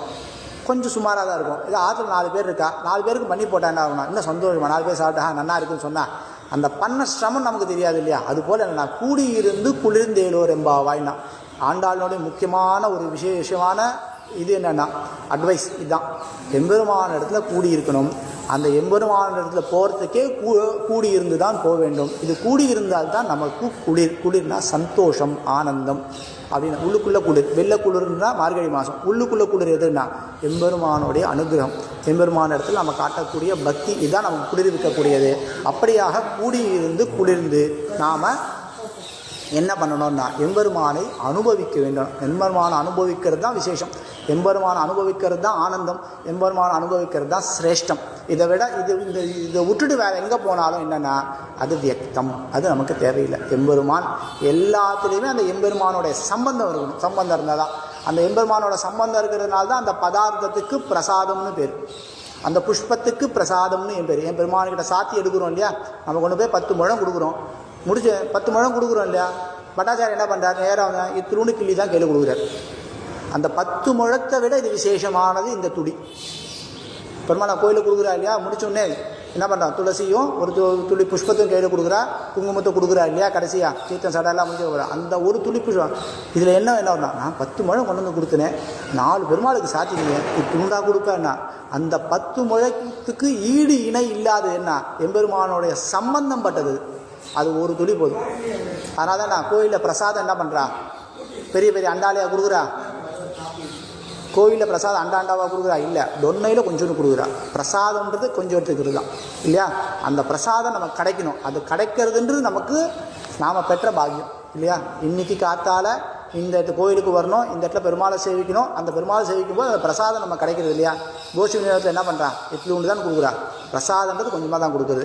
ஆனால் இதை நம்ம ஆற்றுல கொண்டாடும் போது எப்படி கொண்டாடா? மூடனை பெய்து முழங்கை வழிவார நல்லா அனுபவித்து ஆற்றுல நல்லா கோயில் பிரசாதம்னு ஒரு சக்கரை பொங்கல் இருக்கும். ஆற்றுல கூடாரை வெள்ளம் என்ன பண்ணுறோம்? அங்கே ஒரு பிரசாதம் நம்ம ஆற்றுல ஒரு கண்ணமது பண்ணுறோம் இல்லையா? ஒன்றுமே சக்கரை பொங்கல் இல்லை, அக்காரடை செய்யலைன்னா ஒரு கண்ணமதாவது பண்ணுறோம் இல்லையா? அந்த கண்ணை முதல் நல்லா விசேஷமாக சாப்பிட்றணும். அப்படின்னா இது நம்ம அனுபவிக்க வேண்டியது, அனுபவிக்க வேண்டும் எம்பெருமான இடத்துல அப்படின்னு. அப்படியாக இந்த தனி பண்ணி அந்த சாப்பிட்றதுன்றதுல ஒரு விசேஷம் உண்டு. நிறைய பேர் இந்த ததியாராதனம் பண்ணுவோம், பார்த்துருக்கீங்களா? இது நம்ம பெருமாளுக்கு அம்சை பண்ணி கோவிலில் கொடுக்கறது, அது ததியாராதனை. பெருமாள் பிரசாதம் சாப்பிட்றோம் இல்லையா? அந்த ததியாராதனை நடக்கும்போது ஒரு 2-3 பந்தி நடக்கும், பார்த்தீங்களா? முதல்ல ஒரு 50 பேர் சாப்பிடுவா, ரெண்டாவது ஒரு 50 பேர் சாப்பிடுவாள். சில பேர் பார்த்தானா ரொம்ப விசேஷமாக என்ன பண்ணுவான்னா, முதல் பந்தியில் உட்கார மாட்டான், ரெண்டாவது பந்தியில் உட்காருவான். இல்லை மனுஷாலே 30 பேர் தான், மொத்த ததியாரனுக்கு 30 பேர் தான்னா, பெரியவாள்லாம் இந்த வேத விற்பன்னர்கள், பிரபந்த விற்பன்னர்கள், இல்லை அர்ச்சகா, இவாள்லாம் முதல்ல ஒரு இடத்துல உட்காந்துப்பா, அதுக்கு பின்னாடி இவள் உட்காந்துப்பா. இது பின்னாடி உட்காரத்துக்கோ இல்லை அடுத்த பந்தியில் உட்காரத்துக்கு உண்டான விசேஷம் தெரியுமா? சில பெரியவா மட்டும் பண்ணுவா, அவளுக்கு தான் அந்த நுணுக்கம் தெரியும். ரொம்ப விசேஷமானது என்ன அப்படின்னா, இந்த முதல்ல உட்கார்றா, ஒரே பந்தி தான், ஆனால் முதல்ல உட்கார்றா, இல்லை முதல் பந்தி சாப்பிட்றா இல்லையா, இவெல்லாம் சாப்பிட்டதுக்கப்புறம் அந்த பதார்த்தத்துக்கு என்ன விசேஷம் தெரியுமா? டபுள் விசேஷம். இது பகவத் பிரசாதம் மட்டும் இல்லை, பாகவத பிரசாதம் விசேஷமானது. நம்ம பெருமாள்கிட்ட நம்ம கொண்டு போகக்கூடியது எது? ஒரு சத்சங்கம் தான் நம்ம பெருமாள்கிட்ட கொண்டு போகக்கூடியது. அப்போ அந்த பாகவதாள்ன்றது ரொம்ப விசேஷம். பெருமாள் என்ன சொல்கிறான், நீ என்னை திட்டினா கூட நான் பொறுத்துக்கிறேன், ஆனால் பாகவத அபச்சாரம் பண்ணால் நான் பொறுத்துக்க மாட்டேன் இல்லையா? பகவத் அபச்சாரம் பண்ணிடலாம், நான் என் பெருமானே உன் திருவடியில் வந்து ஊந்துட்டேன், இனிமேல் நீ தான் கதி. ஏதோ ஒரு சொல்பத்தனமாக ஒரே ஒரு தடவை ஒருத்தர்கிட்ட போய் ஒரு பரிகாரம்னு பண்ணிட்டு வந்துட்டேன், அதை கூட பண்ணக்கூடாது, பண்ணிட்டேன், அதை பொறுத்துனாலும் நான் பொறுத்துப்பேன், எதை பொறுத்துக்க மாட்டேன், என்னுடைய அடியவர்களுக்கு பண்ணக்கூடிய சிரமம், அவன் முன்னால் ஒரு சின்ன சிரமத்தை பட்டானா அதை நான் பொறுத்துக்க மாட்டேன்றான். அப்போ அந்த பாகவதால் எவ்வளோ விசேஷம், அந்த பாகவதாலோடைய பிரசாதம் எவ்வளோ விசேஷம். அப்போ பெரியவா என்ன பண்ணுவாங்க, ரெண்டாவது பந்தியில் தான் உட்காருவா. அதனால தான் இந்த கோஷ்டியில் என்ன பண்ணால் மெல்ல இந்த வேத விற்பனர்லாம் கொடுத்துட்டு நம்ம கொடுக்கும்போது என்னென்னா, அது பாகவத பிரசாதம் ஆகிறது, அது விசேஷம். அதான் பாகவத அனுகிரகம், அது ரொம்ப விசேஷம்.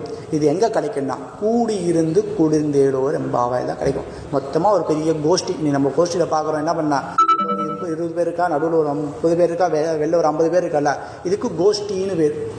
நான் இந்த கோஷ்டியில் துளசி சேப்பேன், நீங்கள் பார்த்துருக்கீங்களா? நான் முடிச்சுட்டு போகும்போது ஒரு 2 துளசியாவது அந்த சடாரி மேலே இருக்கும், அது விடாமல் நான் போக மாட்டேன், எல்லாத்தையும் விநியோகம் பண்ண மாட்டேன். அந்த 2 திருப்பி கொண்டு போயிட்டு உள்ளே இருக்கக்கூடிய அந்த துளசியில் போய் சேர்த்துருவேன். அது என்ன, அந்த கோஷ்டி பிரசாதம், அது ரொம்ப விசேஷம். அந்த பிரசாதம் அதுக்கப்புறம் தான் அதுலேருந்து தான் ஒன்று எடுத்து நான் வாயில் போட்டுப்பேன். எல்லாம் முடிச்சுட்டு வந்து சடாரியை வச்சுட்டு அந்த சடாரிலேருந்து ஒன்று எடுத்து வாயில் போடுறதுனா அது பகவத் பிரசாதம் மட்டும் இல்லை, கோஷ்டியினுடைய பிரசாதம், அது ரொம்ப விசேஷம். அது பாகவதால் வைஷ்ணவர்கள் முக்கியமாக புரிஞ்சிக்க வேண்டிய ஒரு விஷயம். நிறைய பேர் தப்பு பண்ணக்கூடியது, நான் வைஷ்ணவன் அப்படின்னா விஷ்ணு பக்தர்கள் அனைவருமே வைஷ்ணவர்கள் தான் இல்லையா?